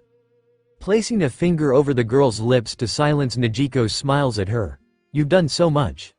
The other villagers may think you are a traitor, but I know what you've gone through for us. What you had to endure to keep us safe." Wrapping her arms around the orange-haired girl, she says quietly, "Let us make a sacrifice for you, just this once. Forget about us. Forget about Arlong. Go and be with your friends." But Nami is cut off by the sound of knocking at the door. The deep voice of Genzo calls out, "Marines in the harbor, come on Nejiko, we're saved." Nami rises to her feet, giving her sister one last hug. "I have to go. Thank you for everything, but I know what must be done." She turns and with a look of determination heads to the front door. Tossing it open, she marches down the street toward Arlong Park. Sitting behind the desk of the Going Shopping's finance office, Mary listens intently to the Black Den Mushi. He was worried about the others, especially after how abruptly their conversation had ended, and was hopeful that he might hear something either on his earpiece or through the eavesdropping device. The snail lets out a crackle before he hears a voice break through. "Commodore Pudding, we are within." Static interrupts the voice before it returns clearly. "Are your orders?" Another voice, this one sounding more jovial, responds, "Excellent. Let's keep our distance for now and observe the situation. I see some civilians on the shore. We don't want to alert Arlong to our presence." Mary's eyes grow wide. Marines here to stop Arlong? They were not the most obvious allies, but in a situation like this anything could help. The first voice returns, "Should we switch to a private channel to avoid interception?" The second voice replies, "Excellent point. Let's use channel 127, 36, 582. Grabbing a notepad, Mary hastily jots 127-36582 on a blank page. Ripping it out, he shoves the paper into his pocket before unmuting his earpiece. "Are all of you alright? I just got word that a Marine Commodore is heading F." Begins walking towards the door to the finance office, pulling it open as he waits for a response. Several seconds later, Johnny's voice cuts through. "Yo sheep bro, been a while since we heard your voice. Everything good?" Mary rolled his eyes. These nicknames were starting to get out of hand. He makes it to the stairs and begins his ascent as a softer voice comes over the line. "Oh Mary. I'm so sorry we didn't call you back. Things were happening so quickly here, we didn't have time to fill you in on the details. As Mary jogs up the stairs, ascending to the 3rd floor and makes his way onto the deck, no need to apologize, Miss Kaya. I'm sure you had a lot going on. Are Usopp and the kids with you? About that, Johnny's voice sounds strained as Mary ascends the stairs to the 4th floor and makes his way into the observation deck. We kinda lost track of Big Bro Usopp and the kids a while ago. Last we saw they were being chased down by one of Arlong's me. He is cut off by Usopp's voice. Never fear, not even a fish man can stop the great Captain Usopp. Walking towards the deck, Mary sits down and pulls the paper out of his pocket, placing it next to the larger Den Den Mushi. He would need to use it to communicate with the Marines. Suddenly Kaya can be heard shouting, "Oh no, I just saw 3 fishmen jump into the water. They are swimming towards the Marine ship." Johnny quickly follows up, "Not just any fishmen. That's Karubi, Hatchin and Shu. They each have bounties of at least 5 million belly. Don't worry, I have a plan," Mary says before muting his earpiece. He picks up the Den Den Mushi and dials the number on the paper. He hears an immediate click as he is connected to the private line. The first voice from before comes through much more clearly than it did on the black Den Den Mushi, splashes at the shore. "I'm not sure if it's something we should be concerned about." The second voice responds, "It's probably just a dolphin that got too close to the shore, don't pay it any mind." In Mary's ear he hears a confused Usopp, "What are you all talking about? I can't see anything from here." Tuning his crewmates out, Mary holds the snail in front of him. "You are all in danger." That was 3 of Arlong's men. There is a pause on the line before the second voice replies, "And who might this be?" Closing his eyes, Mary tries to think of an answer that won't alarm the Marines. "I'm one of the people being held against my will by Arlong. I managed to get hold of this Den Den Mushi and hide it from Arlong's men. Trust me, the pirates coming for you are dangerous." There is another brief pause before the second voice returns, "Okay. What makes you think that we should be worried about these pirates?" Mary fights down the urge to shout and instead relays calmly, "Because the 3 that are coming for you are Arlong's officers. Each has a bounty of over 5 million belly and they specialize in sinking ships." He had no evidence to prove the last part, but if it helped keep the Marines safe, it was worth the lie. The first voice says shakily, "See Commodore, I think he's right. I can see them more clearly now. Those are fishmen coming for us." There is another pause before the second voice says, "Fine. I guess we need to trust you. Ready the cannons. Let's teach these fishmen a lesson." A chorus of unfamiliar voices says in unison, "Sir, yes sir." The line goes dead for a moment and then Mary can hear the sound of cannon fire followed by cheering. Eventually, the first voice returns, "I think we did it, Commodore. They are retreating." The second voice says, "Excellent. Now, friend, I have one question for you. Where did you get this number?" Eyes wide, Mary stutters, "It was a good guess?" He fumbles with the snail for a moment before disconnecting the line. Breathing hard he stares at the device, imagining in his head that it is about to rain. He listens carefully for his crewmates through his ear and hears Kaya's calm voice, "Back to the island. Whatever you did worked, Mary." Unmuting himself he says, "Thank you, Miss Kaya. The rest is up to all of you." He again mutes himself as he slumps into the chair exhausted. As the Marines dock, Kaya pushes her way to the front of the crowd. Spotting the Commodore she waves her hand at him and calls out, "Sir, thank you so much for coming." Locking eyes with the young woman, the Marine descends the gangplank and makes his way towards her.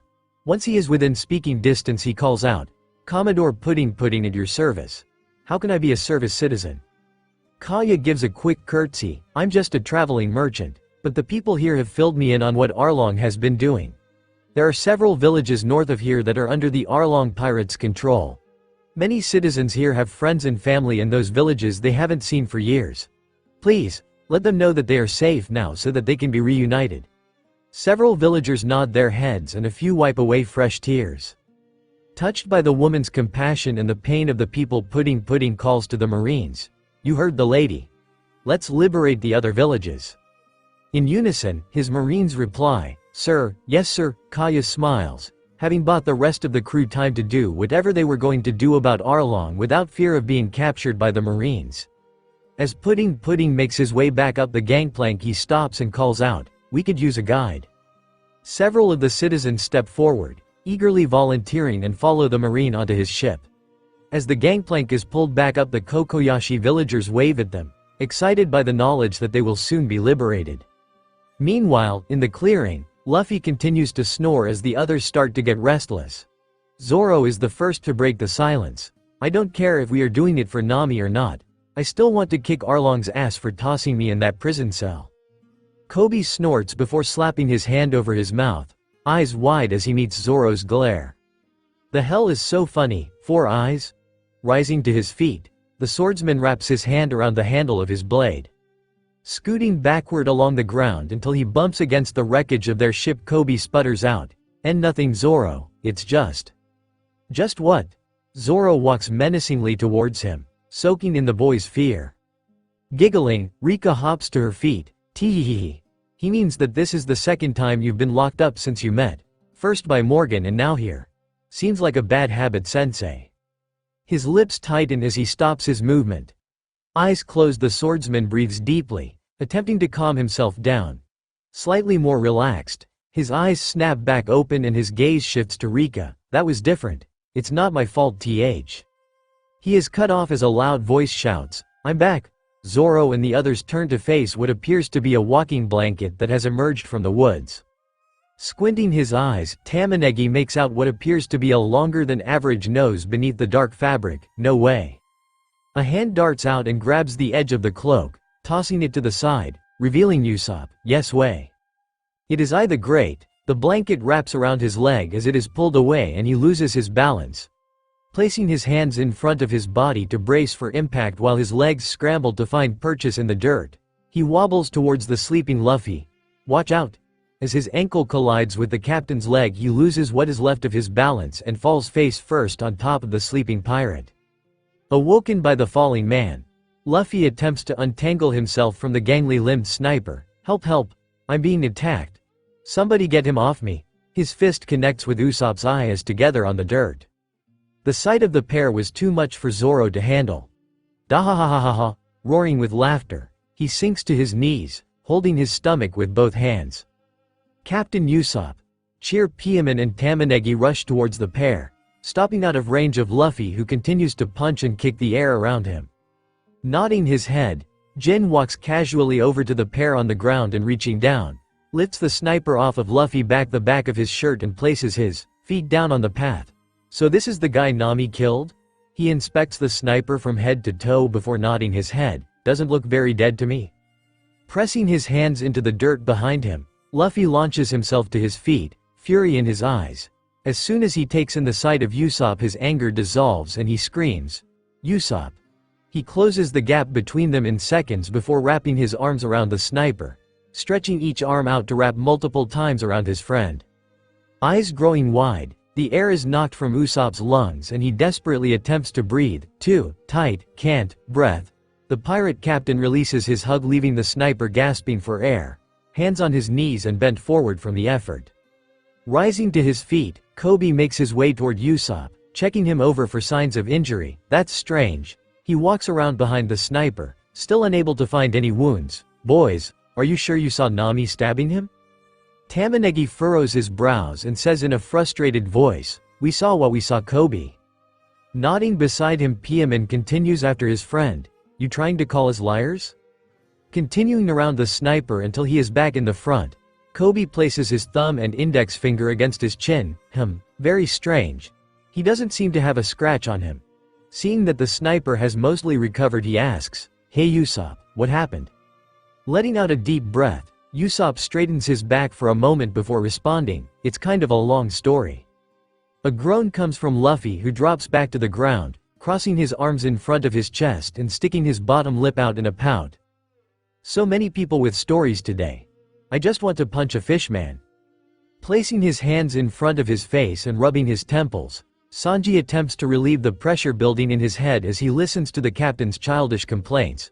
"Please try to keep it as short as possible. Otherwise our captain might have a heart attack." Usopp cocks his head to the side as he notices Jin and Sanji. "What's that Bharati chef doing here? And who is this guy in the prison?" He shakes his head and blinks a couple of times. Never mind, it doesn't matter. What does matter is that we may still have a chance to save Nami. Pupils dilating, Luffy drops his arms to his side as a grin spreads across his face. I knew it. Shut up and let him talk to Straw Hat, shouts an irritated Zoro. He shifts his attention to Usopp. Make it quick, long nose. Is she one of us or not? Attention firmly on him, Usopp clears his throat and places his hand on his chest. It all started many years ago. Skip. The rest of the crew yells in unison. His left eye twitching, Usopp mutters, geez, nobody wants showmanship these days. He again clears his throat. After I beat up the fish man and forced him to take me to Arlong, I was just about to fight that nasty shark man when Nami stepped in. Zoro rolls his eyes as Ninjin stumbles over towards Tamanegi and Piaman, and the three boys drop to the ground, staring up at their beloved fake captain. She took me to the edge of the patio and pulled a knife on me. After whispering that she couldn't live with herself if she hurt a brave warrior like me, she stabbed herself in the hand and pushed me into the water. He looks around and notices that some of the crew isn't buying his story. It's true, I promise. Anyways, I was going to swim back up and fight off the fishman to save her, but something told me that she had a better plan and I should play along. So instead I used my amazing swimming skills to sneak out of the base to the nearby beach. I thought I saw Nami walking this way and was trying to meet up with her when I ran into all of you. From the back of the group, Rika's small voice calls out, is that why Nami was wearing that glove? Sanji nods his head slowly in agreement. I did think that was strange. A beauty like Nami should never have to hide her delicate hands. Who cares? Shouts Zoro, now back on his feet. The swordsman makes his way past the others towards Usopp.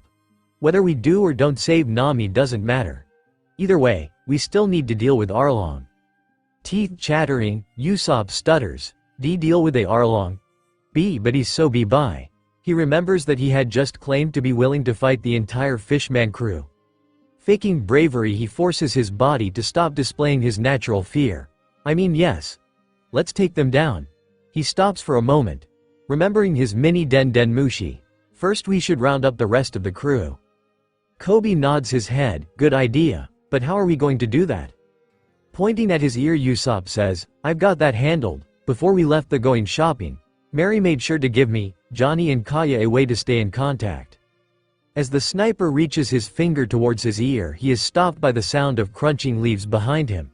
Turning around, he sees Nejiko make her way towards them. Nejiko, what are you doing? Shut up and listen, Usopp. The sniper's mouth snaps closed at the sound of the woman's irritated voice. I told you that Nami is my sister, but if you want to help her, you need to know why she joined Arlong's crew. No, shouts Luffy, rising to his feet. He glares at the woman. No more stories. If I have to listen to another story before I get to punch something, I'm going to scream. Nejiko tilts her head slightly, trying to understand the strange boy's rage. Oh, okay. You don't have to stay and listen if you don't want to. Good. Luffy shoves his hands into his pockets as he makes his way down the path Nejiko had arrived on. Once he is out of sight, Nejiko asks, who was that and why was he so angry? Zoro laughs, dahahaha, that's our captain for ya. It's probably been too long since the last time he ate. The other crewmates laugh along with him. He's your captain?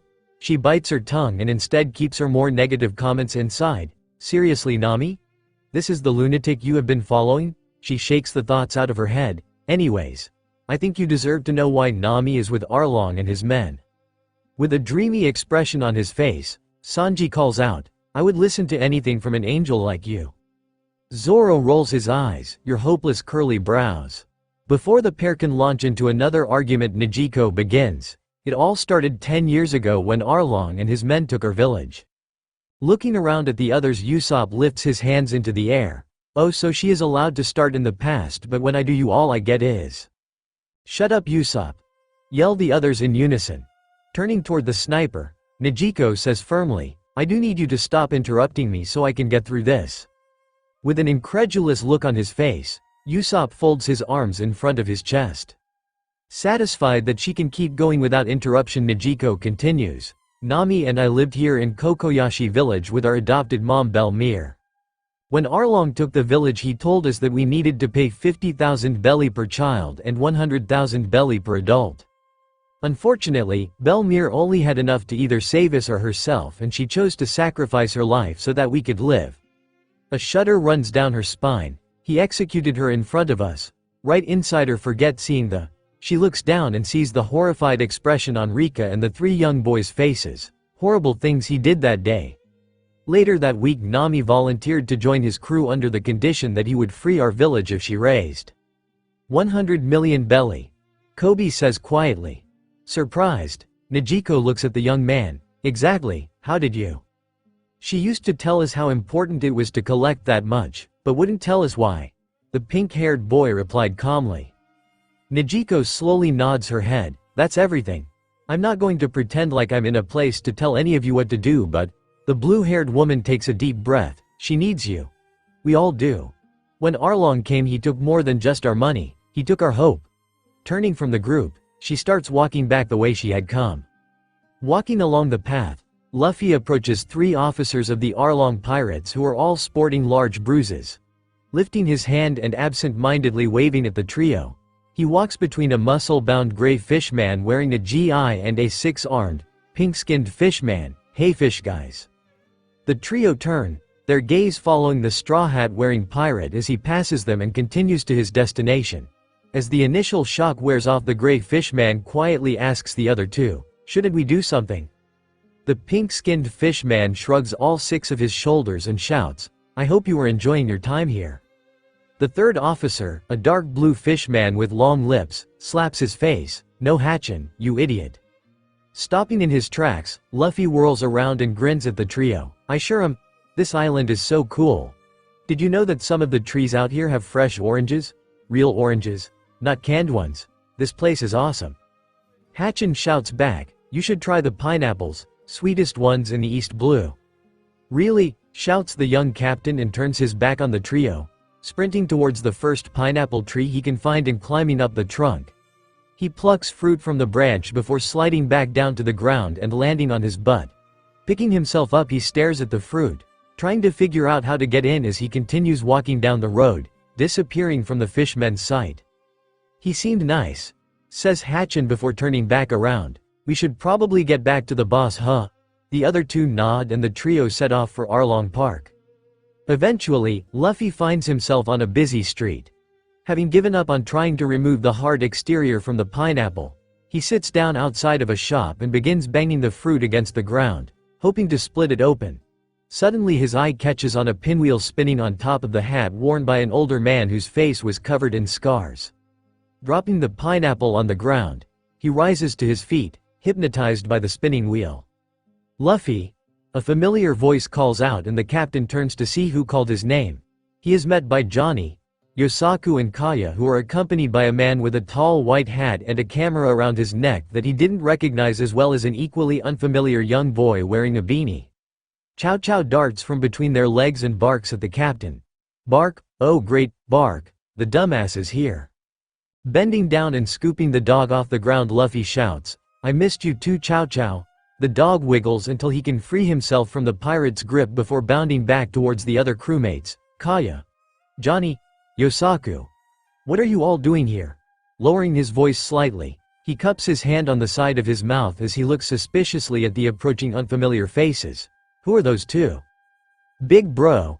Yosaku rushes to Luffy and squeezes him in a tight bear hug. We've been here all day. Met some chick named Najiko and stayed at her place waiting for Ya to catch up. Where have I heard that name before? Looking upwards and pinching his mouth to the right side of his face, Luffy tries to think, short blue hair and kinda bossy? Kaya stifles a giggle, foo. Sounds like you met her too. Where are the others? Chuckling, Luffy scans the street trying to spot the man with the pinwheel. She. Those suckers got stuck listening to another boring story. Why does everybody want to tell me their life history? I just want to punch some fishmen. Laughing, Johnny walks over to the captain and pats him on the shoulder. Dahaha, same old Luffy. We've missed you, Capta. Do you know where that guy with the cool hat went? Luffy cuts off the swordsman. Chabo makes his way over and shouts excitedly. You mean Genzo? Lots of scars and wears a pinwheel on his head? That's him. The young pirate nods enthusiastically. I need to find him. He whispers to himself. I'm taking that pinwheel. Did you just, Johnny starts but is cut off as Luffy points down the street. That's him. The straw hat wearing pirate races away from the group, chasing after the pinwheel and the unfortunate man attached to it. Unmuting her earpiece, Den Mushi Kaya says, "Hey Usopp, we found Luffy. Come meet us in Kokoyashi village so we can come up with a plan." There is silence for a moment before Usopp's voice comes over the line, "Already on our way. I ran into the rest of the crew and we should be there in about half an hour." There is a brief pause before the sniper's voice returns, "Don't let him do anything stupid." Kaya giggles, "Foo. I can't promise that." She reaches up and mutes herself before turning back to the group. "Usopp and the others should be here soon." Raising his hand slowly, Jimmy Scoops asks, "Who is that weird kid you were talking to?" Slapping his arm around the photographer's shoulders, Yosaku says in a louder voice than necessary, "That would be our captain." "Oh," the photographer palms his camera, fidgeting with the lens cap, "Are you sure? He's so—" He is interrupted by Chow Chow. "Bark, stupid. Bark, incompetent. Bark, insane. Bark, all of the above?" Laughing, Yosaku rubs the photographer's shoulder before removing his arm. "He's something special. Don't worry, you'll get used to it." Meanwhile, behind Nijiko's house, standing over Belle-Mare's grave, Nami drops to her knees, pressing her palms against the soil. She whispers to the ground, "I'm almost done, Mom. I finally have enough to free us from Arlong."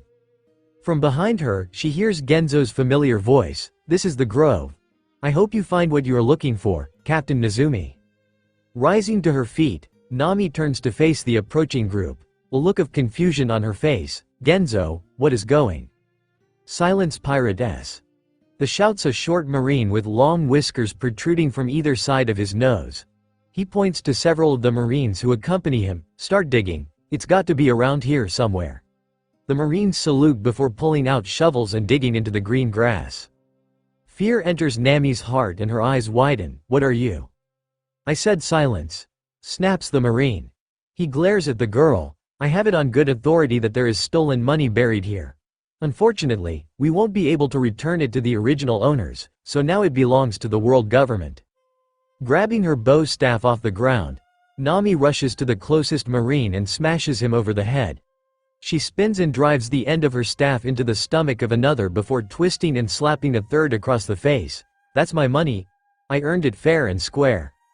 Laughing, the marine snaps his fingers and a dozen marines rush Nami, yanking the staff from her hands and pinning her to the ground.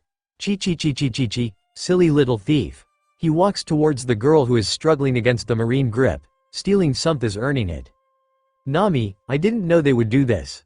The marine snaps his fingers again and a pair of marines grab Genzo by each arm, restraining him.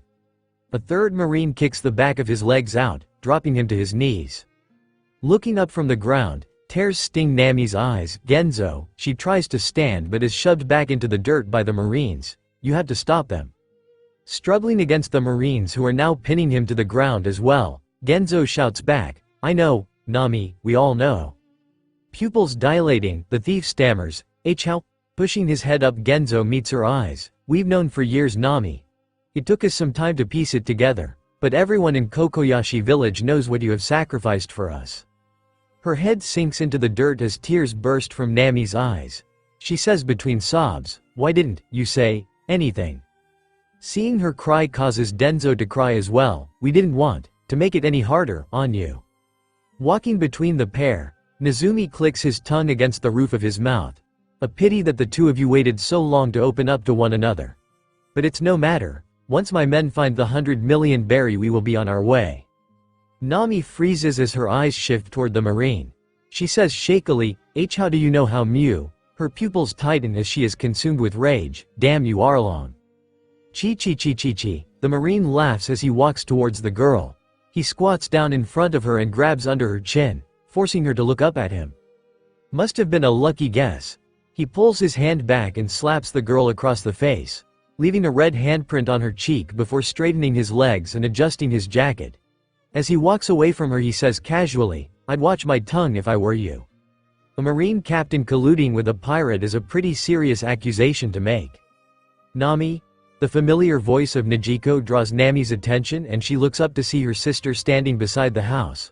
"What's going The blue-haired girl stops as she takes in the Marines digging up her garden. "Oh no. Found it," yells a young woman's voice, and Nami's attention shifts from her sister to a Marine fighting to pull a wooden chest from the dirt. Adrenaline pumps through Nami's veins and she begins thrashing against the Marines, freeing her arms before pushing herself up to her feet. She lets out an animalistic scream, "No," as she charges toward the Marine. Drawing his gun, Nezumi aims at Nami's back.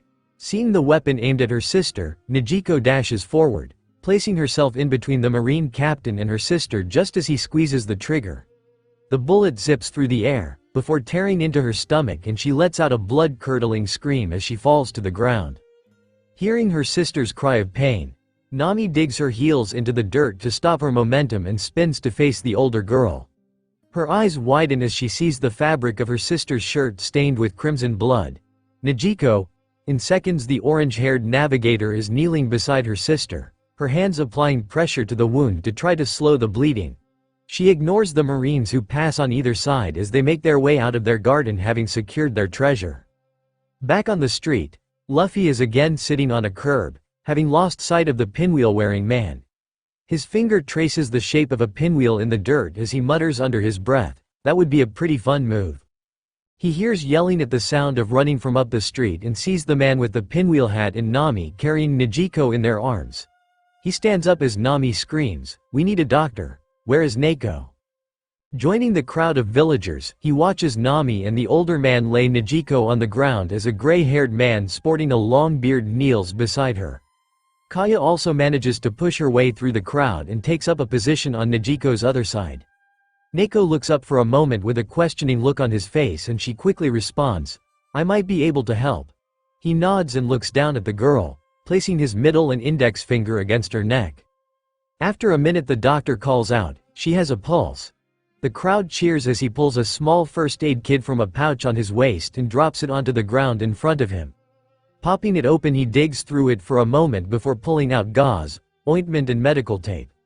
Looking up at Kaya he asks, "Can you roll her onto her side?" Nodding, Kaya reaches under the blue-haired girl and gently pulls her torso forward until she is lying on her side, with the gunshot wound in the air. Reaching down, Kaya rolls up the bottom of Nijiko's shirt, exposing the wound. Ripping a piece of gauze from the packaging, the man squirts some ointment onto the before saying gently, "This is going to hurt." He presses the material against her wound. Nijiko's eyes pop open and she lets out another scream as she instinctively swats at the doctor's hand before her arm is caught and restrained by Kaya. Ripping several pieces of medical tape, Neko uses them to carefully secure the gauze in place before placing his hand on Nijiko's shoulder and gently tipping her towards him so that he can inspect the exit wound. "Looks like it went clean through, so I won't need to go digging around for shrapnel." Ripping another gauze pad free, he squirts more ointment on it as he says gently, "Halfway done, Nijiko. You can do this." Pressing the fabric against her back, the girl again screams as he quickly tears 4 more strips of medical tape and uses them to hold the gauze in place. Taking a deep breath, he looks down at the woman who is still writhing on the ground in agony. The worst part is over. Nijiko. Waving his hand behind his head, Johnny and Yosaku dart forward. "What can we do, Doc?" asks Johnny. "How can we help?" asks Yosaku at the same time. Turning his head to look at the pair, Neko's voice becomes more firm. "I need you to carry her back to her home and get her into bed." He looks into their eyes to make sure they are paying attention before continuing. "You mustn't touch the bandage while you carry her. Think you can do that?" The swordsmen nod and walk around the doctor, taking up positions at her head and feet. Johnny slips his hands underneath her armpits and lifts while Yosaku grabs under her legs and lifts as well. Chabo joins the pair as they make their way to the house shouting, "Stand back, injured woman coming through." As the crowd disperses, Luffy sees Nami, still sitting on the ground next to where she had left her sister, her hands in front of her face sobbing. Walking towards the navigator, he squats in front of her.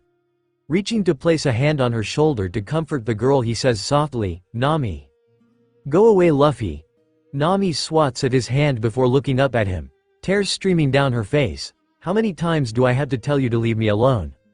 Not moving from his position, the straw hat wearing boy stares into her eyes, trying to figure out how to comfort her. "Nami, I said leave." Reaching her hand back, Nami slaps Luffy across the face. knocking him to the dirt. Panting for breath as her emotions run wild, she glares at the boy. All of this started when you and your crew showed up. Just leave me alone.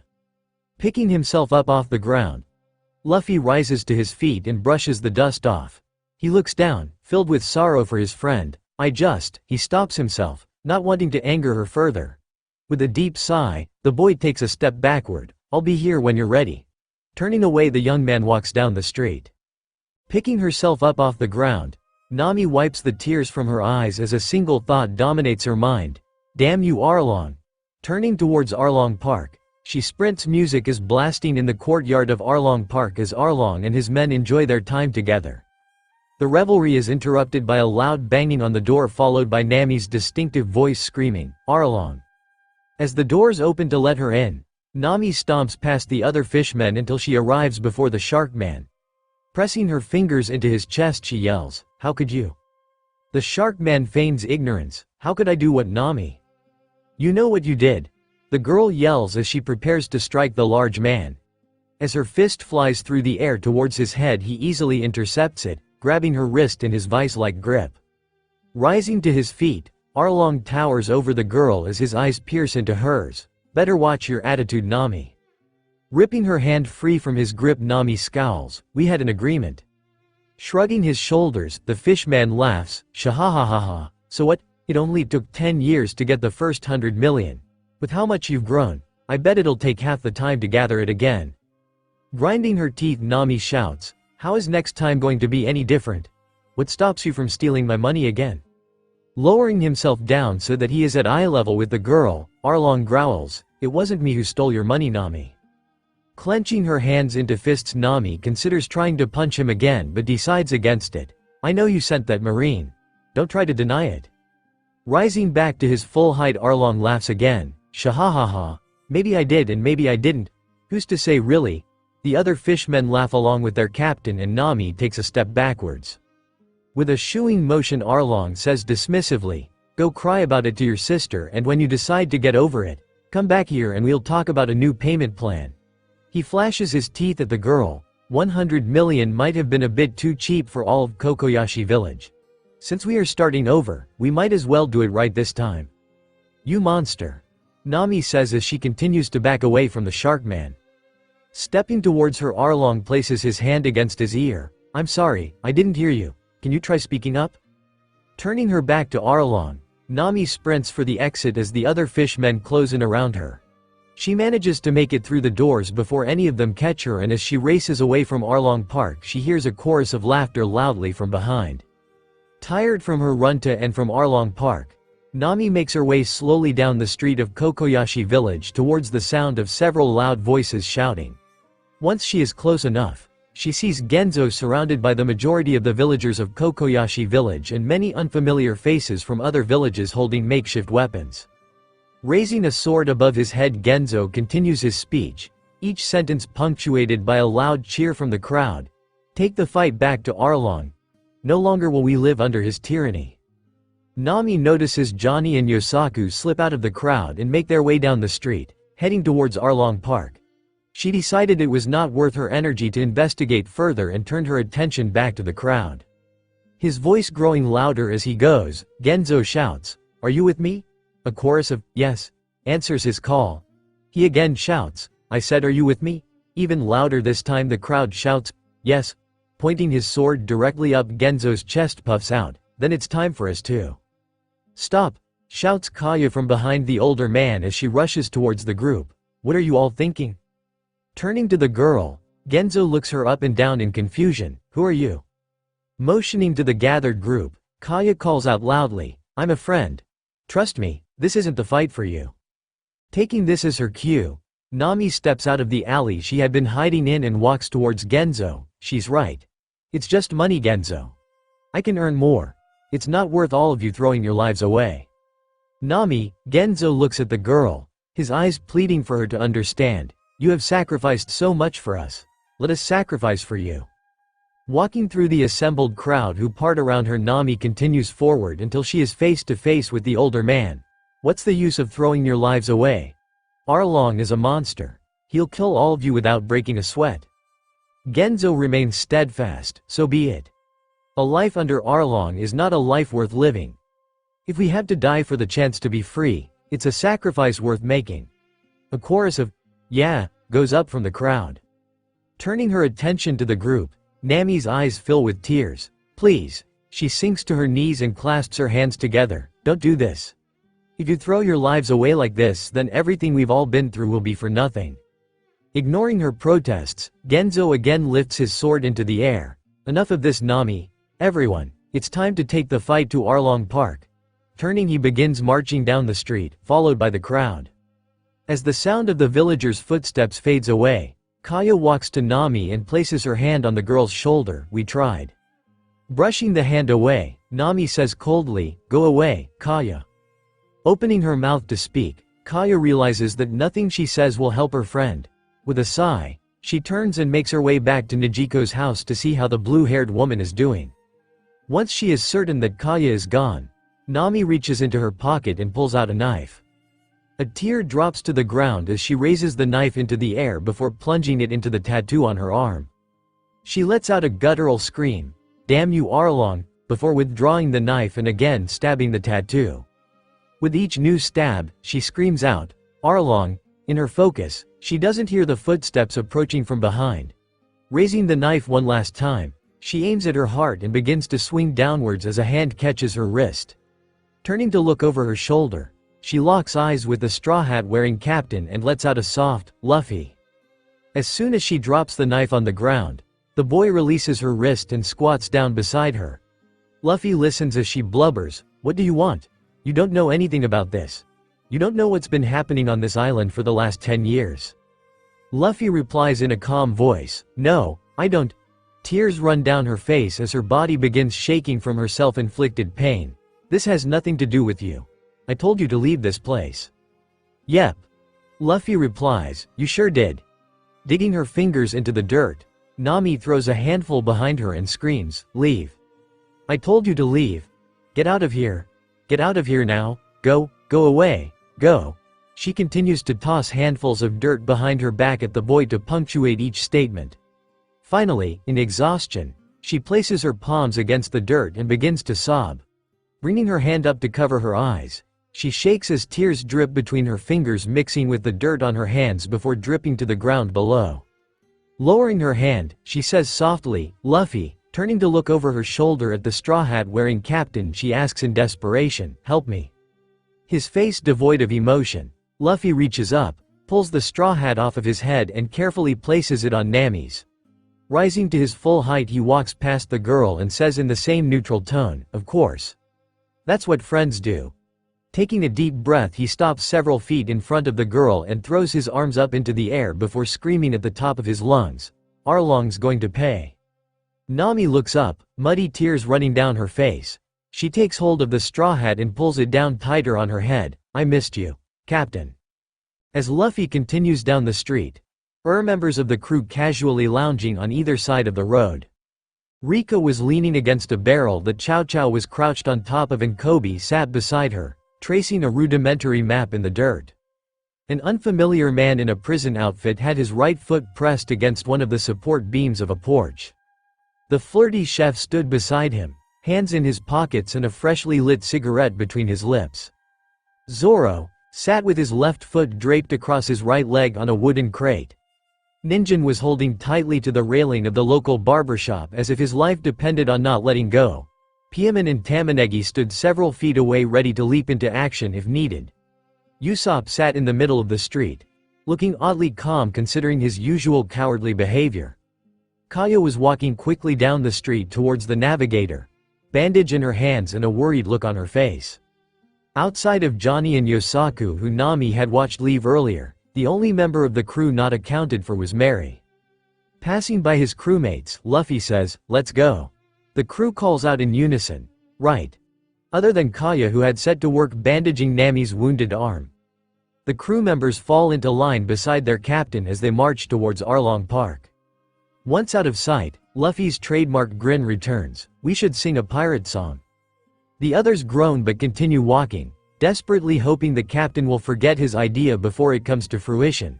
Their hopes are dashed as the boy begins humming a familiar tune.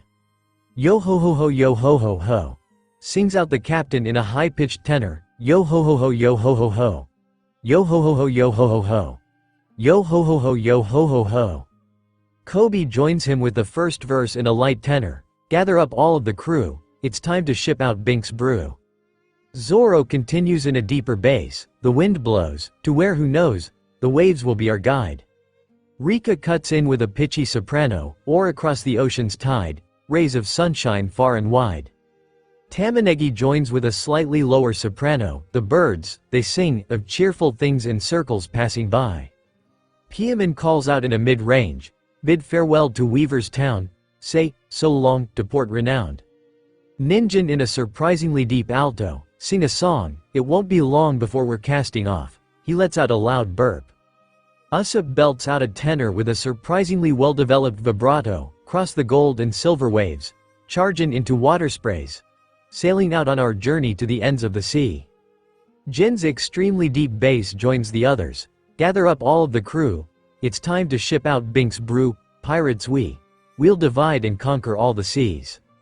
Sanji lets loose with a mid-range tenor, with the waves to rest our heads, ship beneath us as our bed, hoisted high up on the mast our Jolly Roger flies. Not wanting to be left out, Chow Chow begins howling along with the rest of the crew who continue the song, somewhere in the endless sky, a storm has started coming by. Waves are dancing having fun, it's time to sound the drums. If we let blow winds of fear, the end of us is near. Even so, Tomer row the sun will rise again, yo ho ho ho, yo ho ho ho. Yo ho ho ho, yo ho ho ho. Yo ho ho ho, yo ho ho ho. Yo ho ho ho, yo ho ho ho. Gather up all of the crew, it's time to ship out Bink's brew. Could be today, could be tomorrow. Twilight dreaming. No longer can we now see, shadow hands still waving free. Why worry, there's sure to be a moonlit night again. Gather up all of the crew, it's time to ship out Binks's brew. Sing a song, a lively song for all the oceans wide. After all is said and done, we all end up skeletons, endless aimless, this story on the uproarious seas. Yo ho ho ho, yo ho ho ho. Yo ho ho ho, yo ho ho ho. Yo ho ho ho, yo ho ho ho. Yo ho ho ho, yo ho ho ho. The crew continues singing as they make their way towards Arlong Park, finding that their pace has fallen into sync with the song. Johnny and Yosaku stand at either side of the large doors to Arlong Park, swords drawn as they wait for the others to catch up. Behind them, a steady beat is playing in the courtyard, shaking the walls. As they see the first human-shaped blur down the path, Yosaku grins. Finally, Big Bro Luffy is here. His smile fades as the figure comes fully into view, revealing Genzo leading a group of villagers wielding homemade weapons. Johnny groans, damn it, I thought Kaio was gonna stop him. What the hell are they doing out here? As the group continues towards them, Johnny and Yosaku move closer together, creating an X with their swords between them as they guard the gate. Arriving in front of the pair, Genzo says with a gravelly voice, out of the way. We have business with Arlong. The swordsmen look at one another and nod before Yosaku replies, nah, we're good. You, flustered, the older man draws his sword, disrespectful brats. The old man swings at Yosaku, who effortlessly knocks the blade from his hands. It spins through the air several times before the tip is driven harmlessly into the dirt. Tisk, bad choice geezer bro. A grin splits Johnny's face, gotta wait for the captain. Let him deal with these fish people. Raising his eyebrow, Genzo's head tilts questioningly, what captain? Who are you? The sound of singing voices reaches his ears and he turns towards the noise. It takes a minute for the approaching group to get close enough for him to make out the words. Storm has started coming by, waves are dancing having fun. Now it's time to sound the drums. If we let blow winds of fear, the end of us is near. Even so, Tomer row the sun will rise again. Several of the villagers begin humming along to the familiar tune, and with a wide smile Yosaku points the tip of his sword at the pirate leading the approaching group, that captain. Genzo nods his head along with the song before belting out, yo ho ho ho, yo ho ho ho. The other villagers join in, yo ho ho ho, yo ho ho ho. A joyful shout is raised from the approaching pirates and Luffy's familiar rings out, Johnny, Yosaku, I was wondering where you two went. As the pirates reach the crowd, The villagers part and allow them to pass through. Finally standing in front of the gate, Luffy can't stop himself from smiling. He had been dreaming of this fight all day and finally, his dreams were coming true. Pulling back his fist, he grins devilishly at Johnny and Yosaku. Move. The pair dive in either direction as Luffy's arm extends backward behind his body. The villagers watch in fascination as his body stretches before he yells, "Gum gum pistol." Fist flying forward, he connects with the wooden frame of the door, which bursts open. The gigantic slabs of wood slam into the walls on either side of the entrance as the hinges holding them in place are yanked from the brick wall. A moment later, the doors crash to the ground, sending a cloud of dust into the air. Drawing a deep breath, Luffy screams at the top of his lungs, "Arlong!" The music in the courtyard stops and all of the fishmen pause what they are doing to look at the young man yelling at them. Rising to his feet, Arlong bellows back, "Who the hell are you?" Slamming his fist into his palm, Luffy locks eyes with the shark man from across the courtyard. "Your worst nightmare." Without a word, the fishmen charge towards the open door as the crew floods into the courtyard. Johnny and Yosaku hold their position at the gate, preventing the villagers from joining the battle. Rika, Kobe and Zoro fan out along the north wall while Jin and Sanji take up positions to the south. Luffy charges down the center, dodging between fishmen as he makes a beeline for Arlong.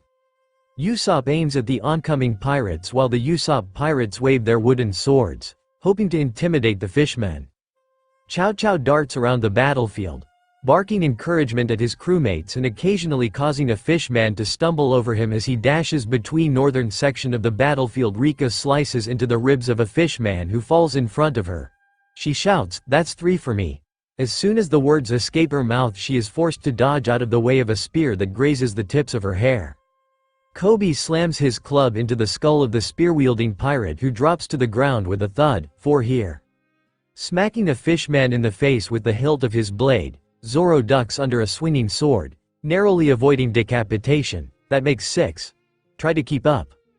From the south, Sanji drops into a one-handed handstand. Slamming his foot into the ribs of a fishman who is smashed into the ground, he shouts, "Coatlet." Spinning his body in the opposite direction, his foot connects with the stomach of another fishman who is hurled through the air as he shouts, "Sell." Leaping to his feet, he slides his hands into his pockets and calls out, "7 for me, Moss Head." From the north, he hears a growl of anger and grins as he narrowly dodges a fist aimed at his head. Tonfas whirling through the air. Tonfa brings them crashing together on either side of a fishman's head. That was 10. Hearing a growl from behind, he slams the metallic end of one of his tonfas into the approaching fishman's stomach. Make that 11. In the center of the courtyard, a burly fishman wielding a club stomps towards the Usopp pirates. Shaking with fear, Piemon and Tamanegi continue to hold their position as he approaches. Ninjin has wandered away from the group, having spotted a fishman leaning against the wall drinking from a flask. The pair are now sitting on the ground together, passing the drink back and forth, unconcerned about the conflict between their crews. The two boys raise their wooden swords as the fishman pulls his club back before slamming it into the wooden weapons, which explode, sending splinters in every direction. Dropping the now useless hilts, the pair look at one another before nodding and diving for the fishman's legs. Seeing the pair holding the fishman in place, Usopp pulls back the rubber band of his slingshot. He shouts to get the pirate's attention, "Pick on someone your own size. Lead star." He fires the dark gray projectile, which slams into the fishman's chest, knocking him backward. The boy's hold on his ankles stops him from regaining his balance, and instead, he falls backward, crashing into the concrete. Seeing another pair of fishmen charging toward the boys, he loads a pair of red projectiles into his slingshot and pulls them back to his ear. Calculating the distance in his head, he sends the balls flying through the air and shouts, "Gunpowder stars." The balls connect with one of the oncoming fishmen and explode, sending the pair flying backward several feet before they land with a loud crash. The boys let out a loud cheer as Usopp gave them a thumbs up. "That's 6 for me." From beside Arlong, the 6-armed fishman who Luffy had encountered earlier on the road places his fingers into his mouth and lets out a high-pitched whistle before shouting, "Momoo, get out here." The sounds of battle fade away as what appears to be a massive wave glides across the surface of the water towards Arlong Park. The sea gates are quickly pulled open as whatever is causing the wave passes between them. Through the murky water, something massive can be seen just below the surface. Several fishmen laugh and one shouts, "You're in for it now, pirates." The tension on the water's surface is broken as a pair of horns pierce through it. Lifting out of the water, the massive green and white spotted creature rises until it towers 40 feet above the battlefield, casting a dark shadow over the combatants. Taking a deep breath, the creature lets out a deafening "Maru." Skidding to a halt on the concrete, Luffy looks out over the water at the massive creature. His face lights up in recognition. Cowface is back. Staring at the massive creature, Sanji slides his right hand into his jacket pocket and withdraws a cigarette. Placing it between his lips, he flicks open his lighter, allowing the flames to lightly brush against the tip of the white stick before snapping the lighter closed and returning it to its resting place. Inhaling deeply, he blows out a gray smoke, back for round 2. As Momoa takes in the combatants, he freezes as he sees Jin, Luffy and Sanji. A bead of sweat forms on his massive head and he begins to swim slowly backward, descending towards the water. Watching the creature attempting to retreat, Hatchin shouts, "Get back here, Momoa. No need to be afraid of these humans." The creature freezes, looking back and forth between Hatchin and the 3 pirates who had brutalized him earlier that day. Hatchin grows frustrated with the frightened creature. "I said get back here, Momoa." Reluctantly, the massive sea cow lifts its body back up into the air and makes its way slowly towards the edge of the courtyard. With a grin, Luffy shouts, "Let's do this, Cowface." Lifting his right foot, he drives it down into the concrete, smashing through and burying his foot beneath the rubble. He repeats the action with his left, bringing the foot high into the air before driving it down through the concrete and securing it in place. Looking around, he spots a thin fishman with large pores across his body. Stretching his arms out, the young pirate captain grabs hold of the pirate's legs. The pirate is taken by surprise and faceplants into the concrete. Recovering quickly, he takes a deep breath, inflating his body as spikes protrude from his pores. A moment later, the pufferfish fishman is lifted into the air as Luffy begins to twist his body counterclockwise. As the spinning motion picks up speed, the young pirate captain giggles, picturing the pinwheel he had seen atop the grizzled villager hat. Once he has tightly wound his body, he drops the inflated fishman to the concrete and lifts his head into the air, screaming, "Gum gum, pinwheel." The surrounding fishmen are enraptured by the boy's strange behavior and fail to notice his arms extend as the inflated fishman is lifted back into the air and begins spinning clockwise around the boy's body. The first 2 fishmen who he connects with are knocked to the ground, mouths hanging open in shock. The next 3 fishmen that the whirling spiked pirate collides with are in the process of turning to flee, and the final 5 nearby fishmen have begun running but are unable to escape the path of their terrified crewmate before they are knocked away. Laughing maniacally, the rubber boy continues to spin faster as the fishman in his arms passes out from the G-forces on his body. Suddenly Luffy releases the pirate, who flies through the air toward Momoa, his body connected with the massive creature, knocking it backward into the water. The fishman, still unconscious, starts to deflate as he falls into the water with a loud splash. Blinded by fear, Momoa takes the opportunity to retreat, diving into the water as he hurriedly passes through the gate and makes his way towards the open ocean, away from Arlong Park. As the pirates around them groan in pain, Ninjin asks his drinking partner, "Was all this place for?" He lets out a loud hiccup, "Sneeze." The fishman grins at him, a hiccup escaping his lips. "This is Arlong Park. We got all the best. We got all the best stuff here." Tipping his head back, he takes a big swig from the flask before handing it back to Ninjin. "Your friends, why they here?" "Is a friend of Cap'n." He lets out another hiccup, "Friend of Cap'n here. We're gonna save her." He places the flask against his lips and is disappointed when no liquid comes out. Raising it into the air, he points the opening at the ground and gives it a shake, but fails to produce more than a few drops. He tosses the empty flask onto the concrete and stares blankly at it, eyes glazing over. The fishman gives "friends are good. Gotta have lots of friends round." He hiccups again loudly, "Friends make everything better." Wrapping his left arm around the fishman, Ninjin's lips part into a drunken grin. "She's a best friend. Does stealing and tells us all how we goin' at sea. I miss her." He turns to the fishman, His eyes drifting back and forth, struggling to focus on the pirate's face, he repeats, "I miss her." "What's her name?" slurs the fishman, staring back towards Ninjin. "Well, go get her together." He grins, showing a row of long sharp teeth as the antenna protruding from his head dangles between the pair with a pale blue glow. Ninjin stares at the antenna, the thread of their conversation fading from his mind as the fishman slowly opens his mouth, revealing more rows of jagged teeth running down his throat. A loud explosion breaks Ninjin free from his trance as the fishman's body is slammed into the wall behind them and slumps to the ground. Looking around in confusion, the fog building in his mind slowly fades away. He notices that the flask on the ground is inflating and deflating, seemingly breathing on its own as a long blue tongue emerges from where his mouth had been moments before. Leaning to his side, the boy vomits a black tarry substance onto the concrete beside him. He blinks as his vision clears and he sees Piemon and Tamanegi running towards him. As the pair help him to his feet, he asks in a daze, "What happened?" The other boys look at one another before Tamanegi says softly, "Captain Usopp barely saved you from getting your head bit off by that anglerfish." Placing his hand on his friend's shoulder, he waits until Ninjin is focused on him. "Carrot, you need to get your drinking under control." A tear rolls down Ninjin's cheek as he buries his face into the chest of his friend, whose arms instinctively wrap around him. His voice is muffled slightly by the fabric of Tamanegi's shirt. "I know." Head still buzzing from whatever he had just been drinking as well as the alcohol he had consumed at Nijiko's house, he returns the hug. "I'm so sorry." As the rest of the crew gather near the gate, Luffy attempts to free his feet from the cement that they are wedged into. He lets out a frustrated sigh before yelling, "I'm stuck. Somebody come get me out of here." The words are cut short as he hears the sounds of loud stomps coming from behind him. Whirling his head around to see which of his crewmates is coming to his rescue, the excited look on his face vanishes as he catches sight of Arlong, who is smiling wickedly as he charades across the courtyard towards him. "I'll help you out, boy." Arriving behind him, the fishman grabs Luffy's torso and lifts him into the air.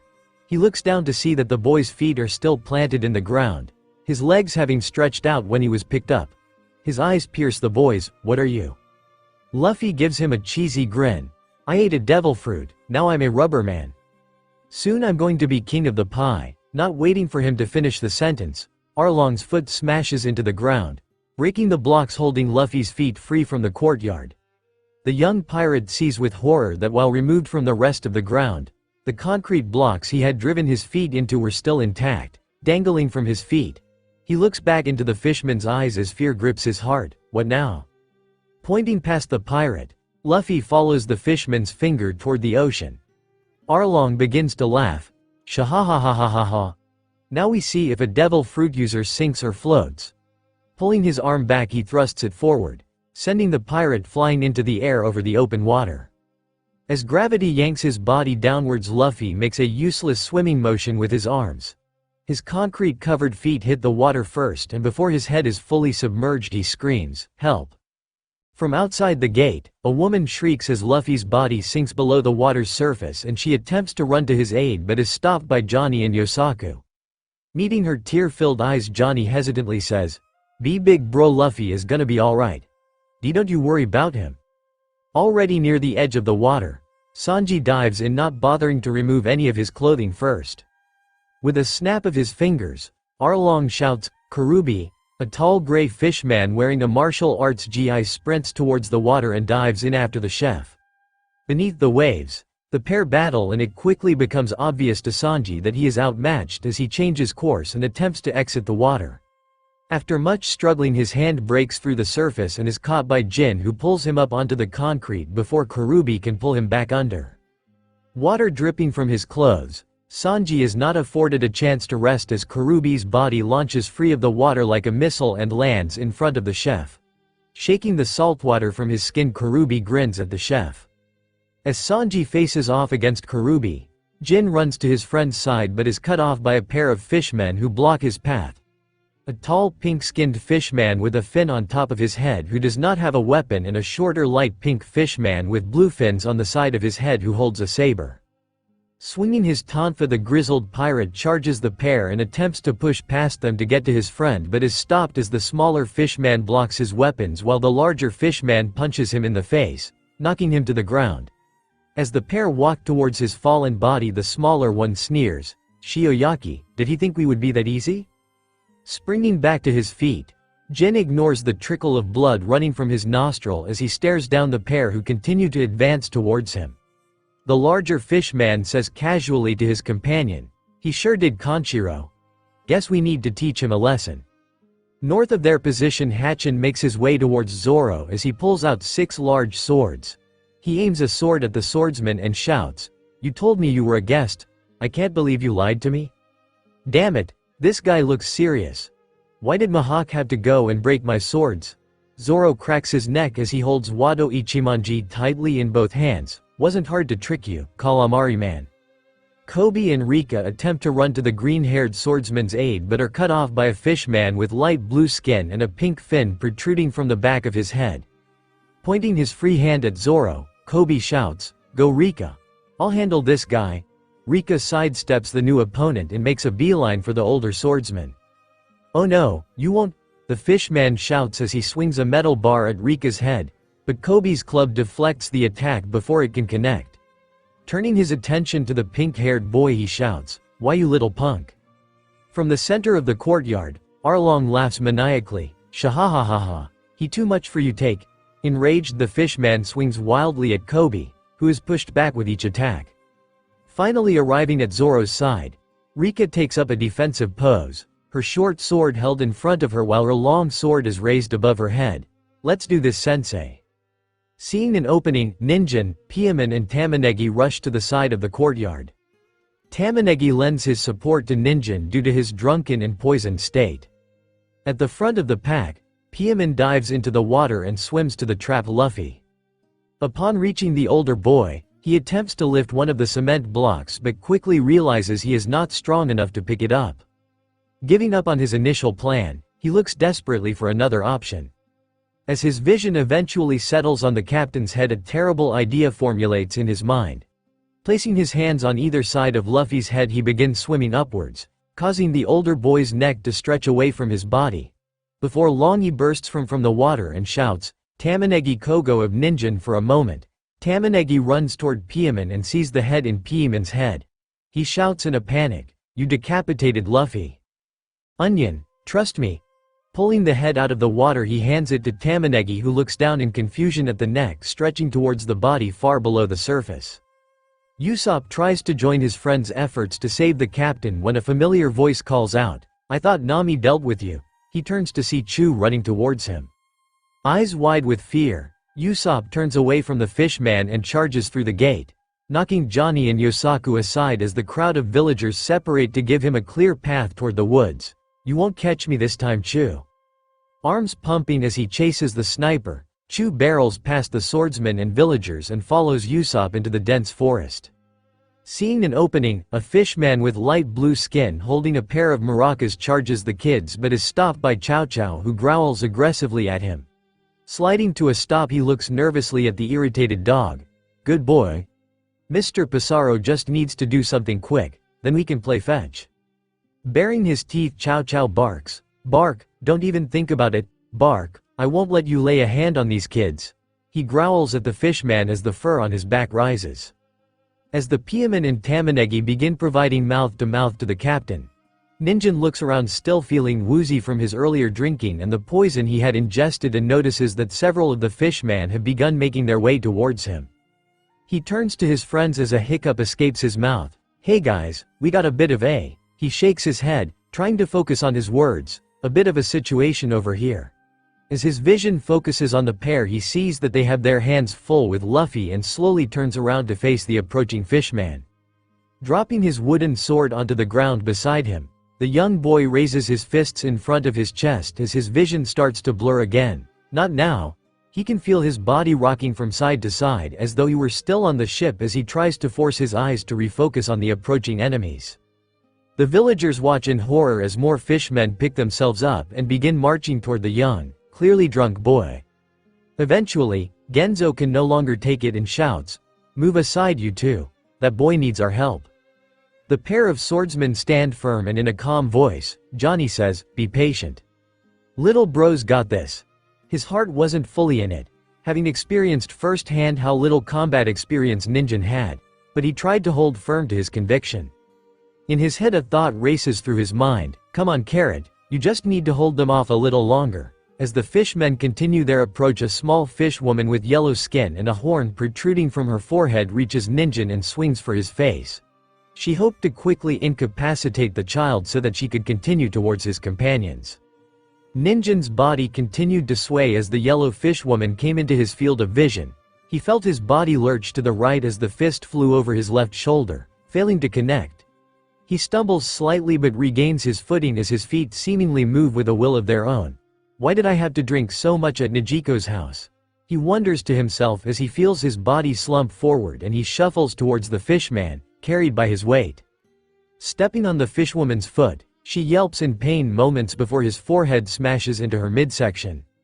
Eyes watering, the fishwoman stumbles back before letting out an irritated tisk.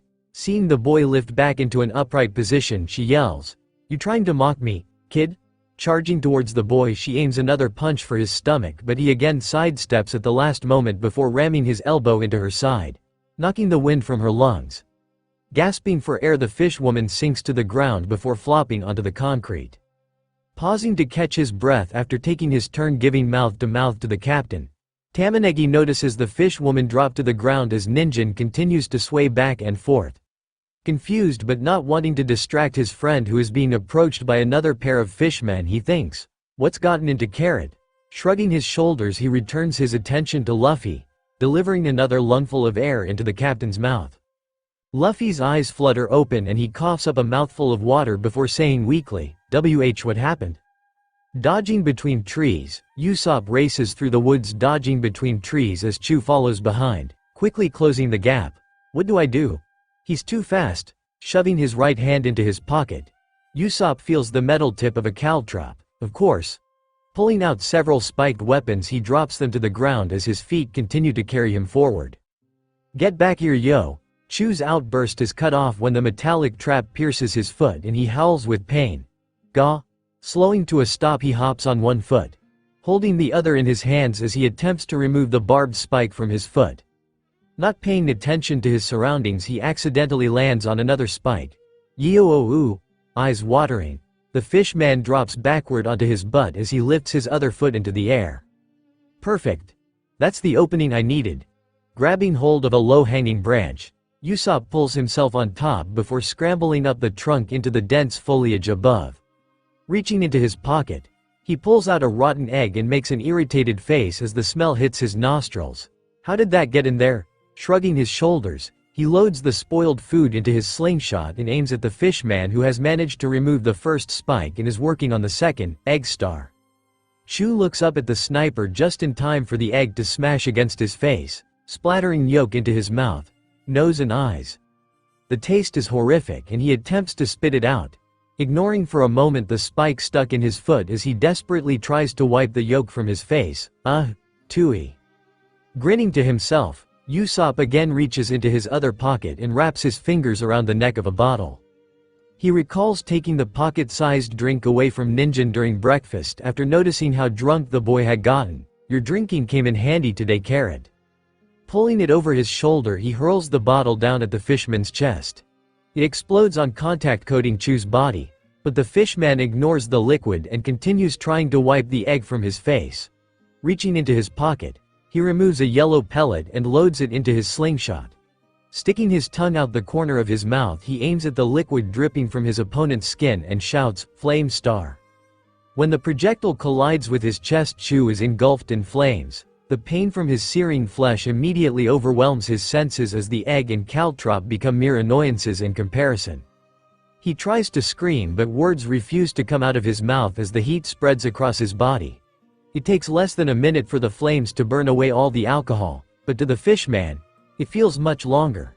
His back lowers to the ground as the world around him begins to fade into nothingness. The last thing he sees is the long-nosed sniper descending the tree with a length of rope slung over his left shoulder.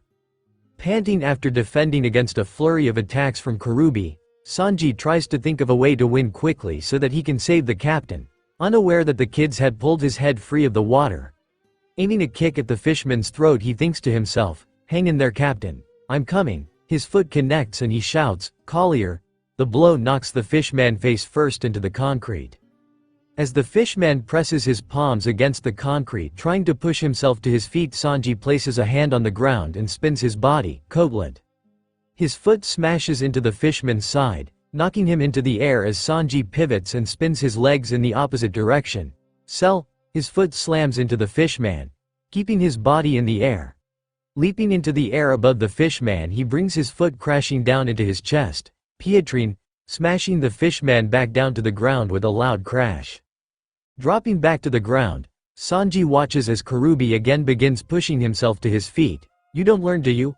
The chef's body drops to the ground as the fishman slowly raises to an upright position and Sanji's leg swings towards the back of his kneecaps.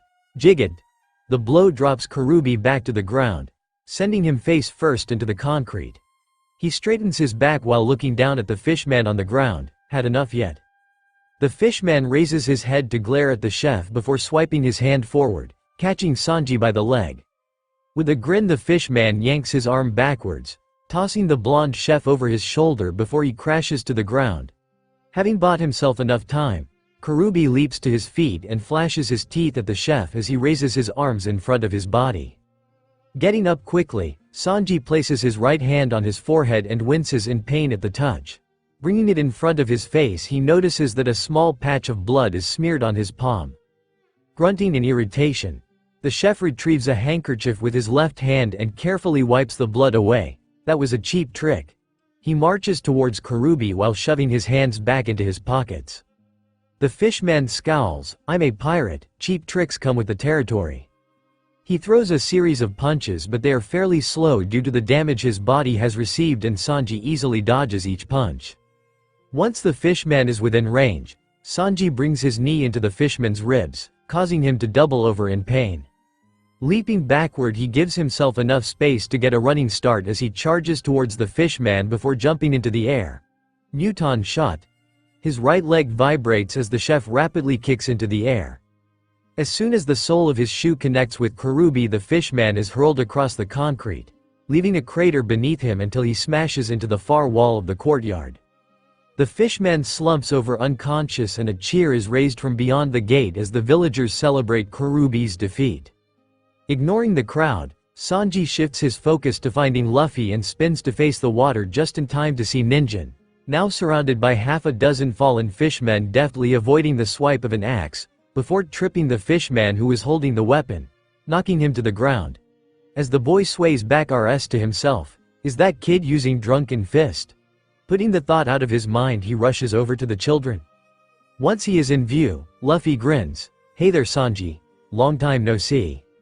The chef shakes his head before diving into the water, not wanting to humor the captain's ridiculous antics. Meanwhile, Jin is on the back foot as he attempts to fight off the pair of fishmen. Tonfa's whirling in the air, he deflects blows from Shioyaki and Kanshiro, who work together to push the pirate toward the nearest wall. Between strikes, Kanshiro grunts out, "Almost there, Shioyaki."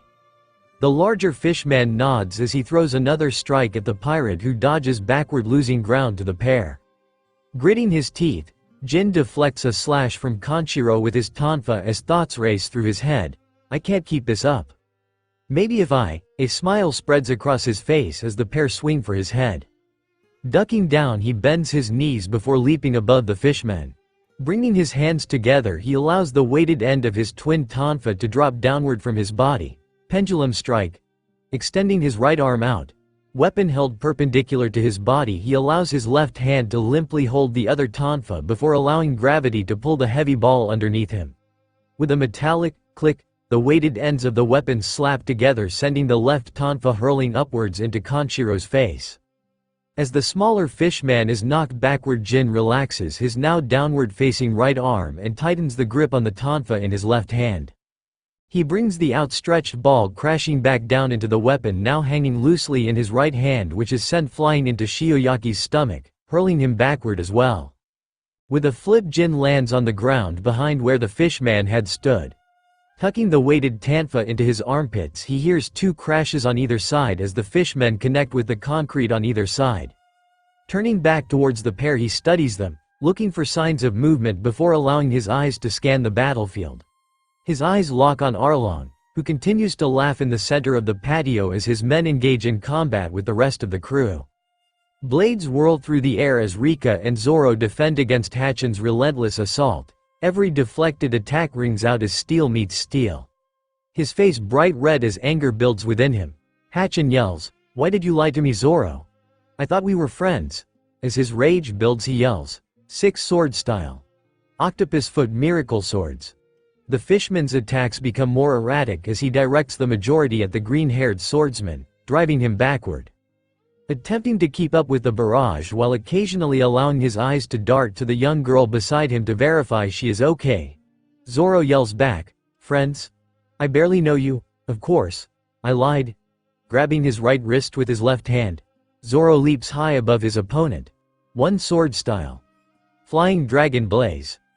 A blue glow forms around the back of the blade as he brings it down toward the fishman. Bringing his six swords together, Hachin ignores the girl beside him as he attempts to block the incoming attack. Six sword style. Octopus pot stance. As the attack from above collides with his blades, the flames behind Zoro's blade dissipate. Spreading his swords apart, Hachin pushes Zoro's blade out of the way and shouts, "Open the octopus." Zoro falls helplessly towards Hachin, who smashes his head into the swordsman's stomach before lifting his right foot to kick the swordsman back into the air. Grunting in pain, Zoro manages to bring Wado Ichimonji in front of himself as Hachin spins the six swords above his head like the blades of a fan. The octopus fishman calls out, "Six sword style ultimate technique. Six sword waltz." Falling towards the blades, a panicked thought enters Zoro's mind. This cannot be how my story ends. He spots Rika, who has circled behind Hachin and is preparing to strike. The young girl's face is contorted with rage and she screams, "One sword style. 1,000 years of pain." She drives her longsword forward, piercing through the fishman's stripped pants as her blade slides into his butt. With a loud yelp, the fishman's arms stop moving and he spins to face the girl, forcing her to withdraw the sword. Towering over the young girl, Hachin yells, "You stabbed me in the butt." Zoro lands behind him and is immediately overwhelmed with laughter, leaving him unable to take advantage of the situation. Wincing with each step he takes toward the girl, Hachin advances on Rika and she moves backward, trying to maintain her distance from the enraged fishman. You can't just stab somebody in the butt. Still roaring with laughter, Zoro brushes his left hand across his face to wipe away the tears. "Da ha ha ha ha ha ha. She's a pain in the ass, isn't she?" Spinning to face the swordsman, chest-heaving, Hachin screams, "This isn't funny." Now that his attention is focused elsewhere, Rika loops around the fishman to rejoin Zoro and takes a defensive posture beside the older swordsman. She attempts to keep a straight face, but between Zoro's laughter and the fishman's rage she begins giggling. Hachin's eyes slide back to Rika and he takes a deep breath. Zero visibility. Octopus Hachi black. A stream of black ink spews from his mouth, hitting the girl in the face, leaving her blinded, and she shrieks in fear. As Hachin begins swinging his blades, Zoro slides behind Rika and says in a low voice, "Let your body go limp." She nods, relaxing the muscles in her arms and legs as Zoro places Wado Ichimonji into his mouth before lifting her into the air by her wrists. As Zoro manipulates her small body, Rika feels the impact of her swords deflecting each of Hachin's attacks. As her arms move faster than she thought possible, thoughts spin through her mind. This is crazy. I didn't know my body could move like this. Leaning his body forward, Zoro continues to deflect the attacks from Hachin, 3 sword style, streaming wolf swords. He advances toward the fishman, who continues to attack as he tries to create distance between them. Once he is within range, he slashes across Hachin's stomach with the blade in his mouth, causing the fishman's attacks to slow. Slowing to a stop, Zoro turns away from Hachin and says over his shoulder, "That a calamari? I thought this was going to be a challenge." Enraged, Hachin begins charging toward Zoro, who closes his eyes, listening to the sound of the approaching footsteps. He carefully angles both of Rika's swords to his left and at the last minute shouts, "Dragon Twister." Spinning around, his blades whirl through the air. Still held by Rika, he connects with Hachin's larger swords before continuing in a circle several more times, whipping the air around him into a miniature tornado. Coming to a stop, he releases Rika's wrists, allowing her to drop to the ground in front of him. She stumbles forward, dizzy from the spinning, but quickly regains her balance. The shattered remains of Hachin's swords lay scattered around him while the octopus fishman is lifted into the air by the whirlwind before dropping back down with a loud crash. Pulling the sword from his mouth, Zoro aims it at Hachin, who lies prone on the ground. Had enough. As Rika carefully wipes the ink from her eyes, Hachin lifts his head and croaks out, "Why?" Gritting his teeth, Zoro stabs the tip of his blade into the concrete in front of him. "Because you hurt our friend." "Your friend?" The fishman attempts to push himself up but is too weak and collapses to the ground. "We don't even know you, how?" "Nami," comes Zoro's blunt reply. He crosses his arms in front of his chest. "She may be a thief and a liar, but even she doesn't deserve to be your slave." A tear runs down the fishman's face. "A slave? No, she just works for us. She's not a slave." He angry villagers outside the gate, right?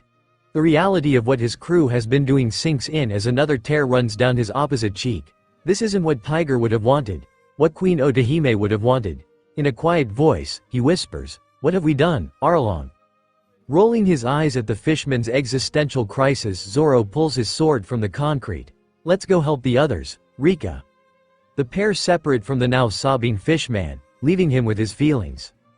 Spotting Jin making his way toward Arlong, Zoro follows suit and makes his way to the massive fishman. Rika notices the Usopp pirates struggling to keep Luffy's head above water and rushes towards them, intent on protecting the captain. Nearby, Kobe's battle with Take rages on. The pink-haired boy appears to be growing bored as he easily deflects each blow from the fishman. In a rage, Take screams, "Take me seriously!" lifting his crowbar over his head to strike the pirate on the head. "No," comes Kobe's calm voice as he swings his club into the fishman's stomach, knocking the wind from him and sending him skidding backward across the concrete before he falls onto his butt. Swinging his club over his shoulder, Kobe saunters towards the fishman. "I don't want to ruin my new punching bag." Reaching his hand down, he takes hold of Take's collar and lifts him to his feet. The fishman swings his crowbar at the pirate, but the boy easily ducks under the metal bar before swinging his club upwards and connecting with the fishman's jaw, launching him upwards into the air. Squaring his body below where he anticipates the fishman landing, Kobe draws the bat over his shoulder as he watches his opponent drop towards him. Moments before the carp fishman hits the ground, he yells, "Batting practice!" His muscles tense as he swings the club as hard as possible into the fishman's stomach, launching him towards the perimeter wall. Take's body collides with the wall, knocking loose several bricks that land on him as his body crashes to the ground. Pursing his lips, Kobe mutters, "Damn, got a bit too carried away there." With a shrug, he swings the club back over his shoulder before surveying the battlefield. Most of the crew had gathered near the water attempting to prevent Luffy from drowning while Jin and Zoro faced down Arlong. Chow Chow was chasing a terrified fishman around the battlefield and barking excitedly while Usopp was nowhere to be seen. Spotting a fishman struggling to get back to his feet, Kobe grins and walks towards him as he lifts the heavy club over his head. Zoro approaches from the north as Jin approaches from the south, both bearing down on Arlong, who continues to roar with laughter. "Shahahahahaha, so you beat a couple of my officers and now you think you can face off against me?" Rushing toward the fishman, Zoro swings his sword at Arlong's side, but the fishman easily deflects the attack with his arm. "Shahahahahaha, you humans are so weak, relying on these pathetic weapons to compensate for your puny bodies." From the other side, Jin swings his tonfa, but it is caught by Arlong, who shifts his attention to the grizzled pirate. "How did you?" Jin's eyes widen as the fishman squeezes his hand, crumpling the weighted ball. "No." He attempts to yank the tonfa away but fails to overpower the fishman, who continues to crush it with his immense strength. Ripping the handle free from the pirate's hand, Arlong tosses the destroyed weapon to the ground. Jin's vision shakes as he stares in horror at the remains of his tonfa. His attention is brought back as Arlong grabs hold of his shirt, lifting him into the air. From behind the fishman, Zoro roars and swings his blade again, deflected effortlessly by the fishman. Not bothering to turn his head, Arlong calls out, "Wait your turn, boy." Jin is lifted higher into the ground as he drops his remaining tonfa and tries to pry the fishman's hands free from his shirt. Suddenly he feels the air rush around him as he is smashed into the concrete. As his vision fades to black, he hears another roar of laughter from the massive fishman. "Shahahahahahaha." At the south end of the courtyard, Sanji breaks free of the water and gasps for air. As he prepares to dive again, the chef internally chastises himself. Damn it, I almost had it that time. One more kick and he'd have been free. Stupid lungs. Taking a deep breath, he dives below the surface, swimming quickly down until he reaches the trapped feet of the captain. A crack ran most of the way around the concrete slab. Quickly finding the least damaged section, he pulled his foot back before slamming it forward. Feeling a satisfying crack as the casing around the captain's foot splits apart, the chef watches as Luffy's torso, no longer trapped, flings away from him through the water. Swimming upwards, Sanji again breaks through the water just before Luffy's body does, and he watches as the boy is flung like a rubber band through the air. Usopp appears at the gates, dragging a tied-up, unconscious Chu behind him. Dropping the rope in his hand, he spots Arlong, whose foot is hovering above Zoro, who is lying face up on the ground in a daze.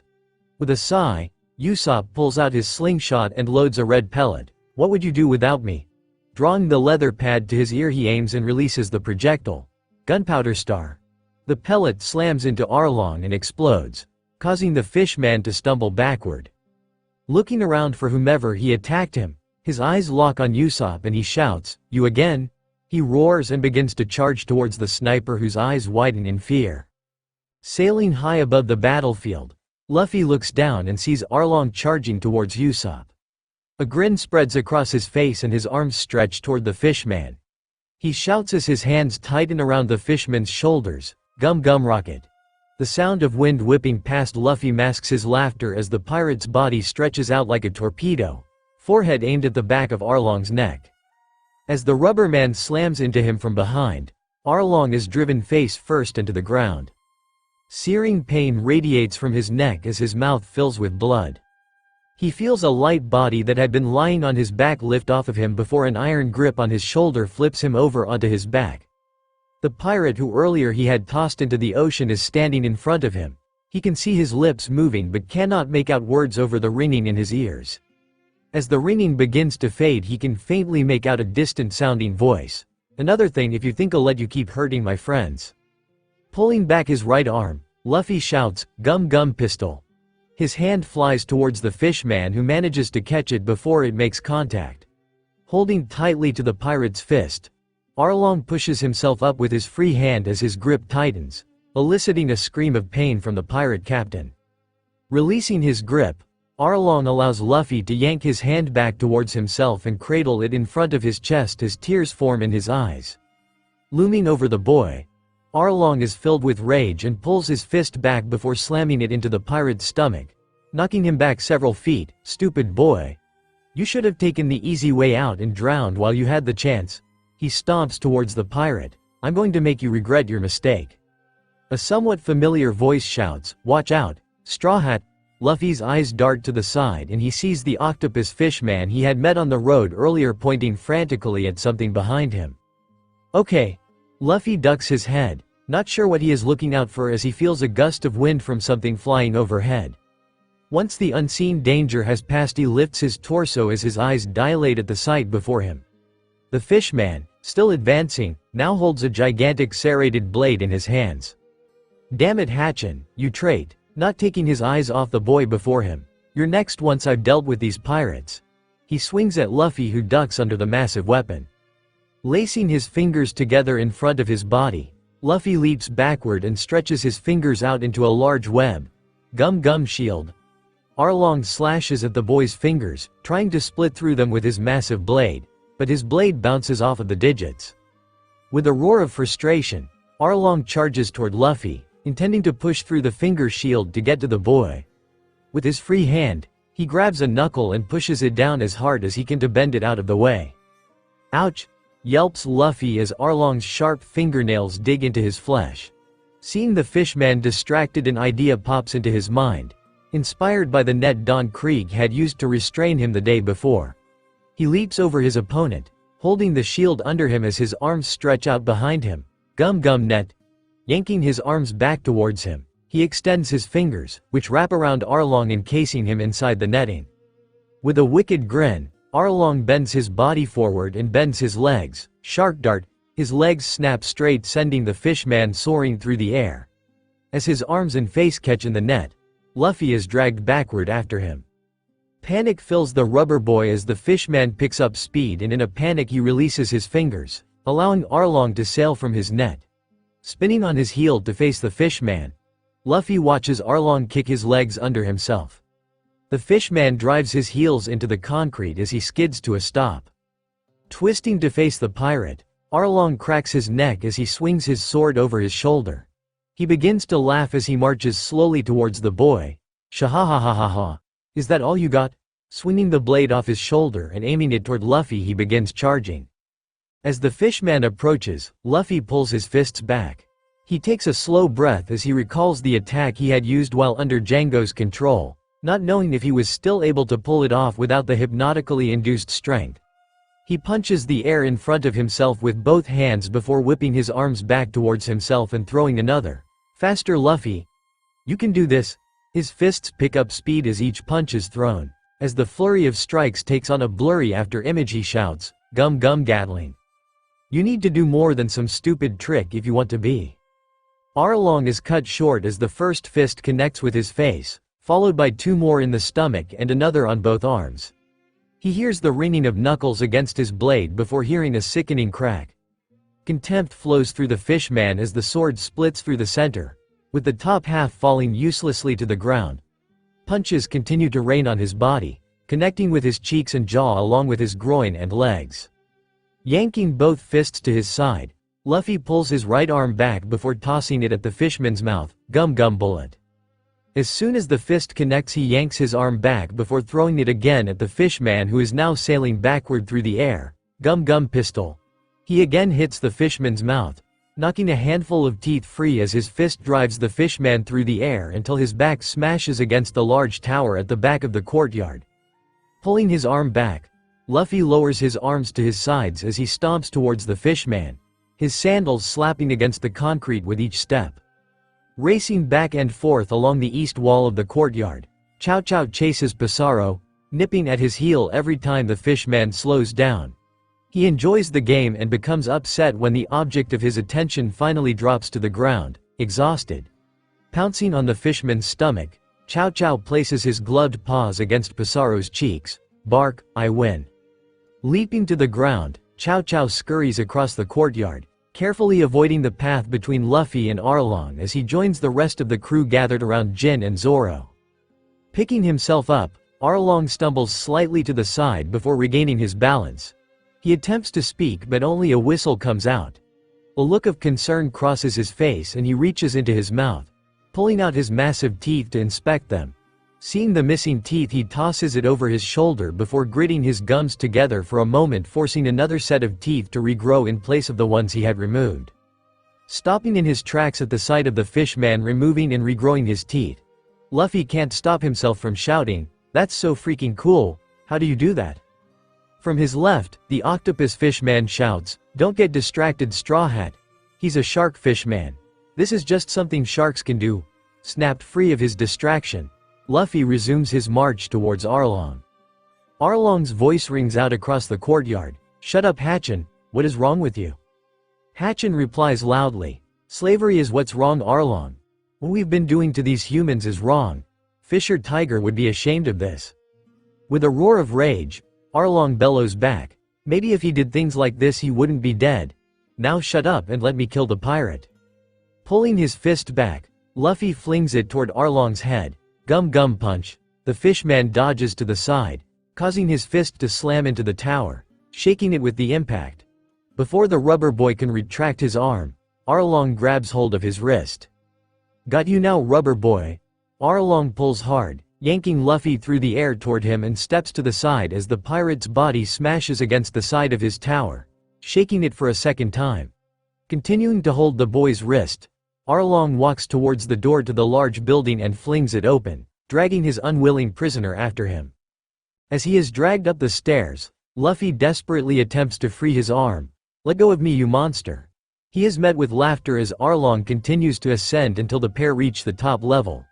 With his free hand, the fishman yanks open a door before tossing Luffy through and stepping inside after him.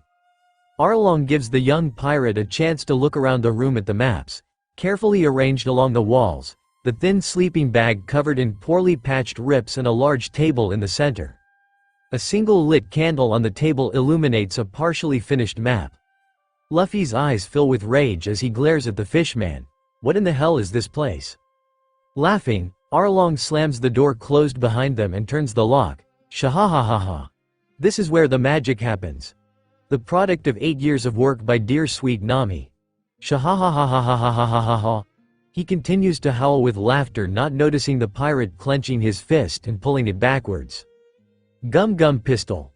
Luffy throws a punch into the center of the desk. Ink is launched into the air as the desk explodes, dust and splinters flung in every direction.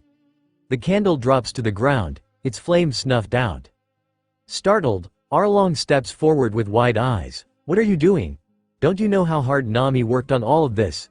Ignoring the fishman, Luffy extends his arm out and whips it back and forth along the walls, knocking the maps out of their containers and dumping them in piles on the floor.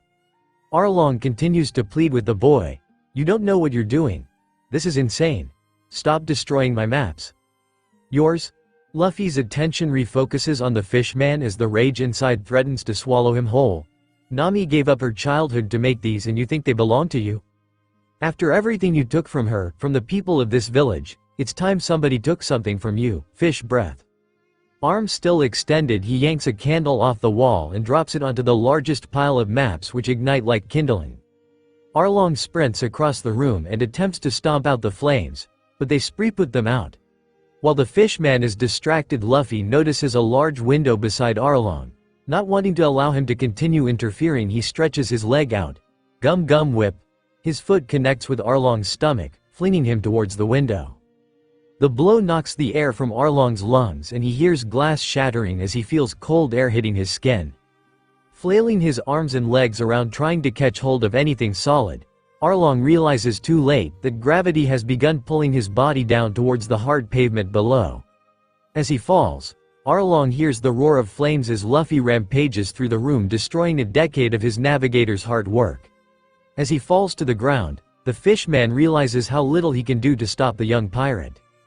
Looking around at the destruction, Luffy nods in satisfaction. He turns to the window he had just knocked Arlong through and sprints toward it, diving between the sharp edges of protruding glass. As Luffy falls to the ground, he sees Arlong trying to push himself to his feet. Reaching back with his fist, he shouts, "Gum gum!" He tosses the fist downward. Pistol! The punch strikes Arlong in the stomach, knocking him back into the concrete. His arms and legs stretch above him as his midsection is driven further into the ground.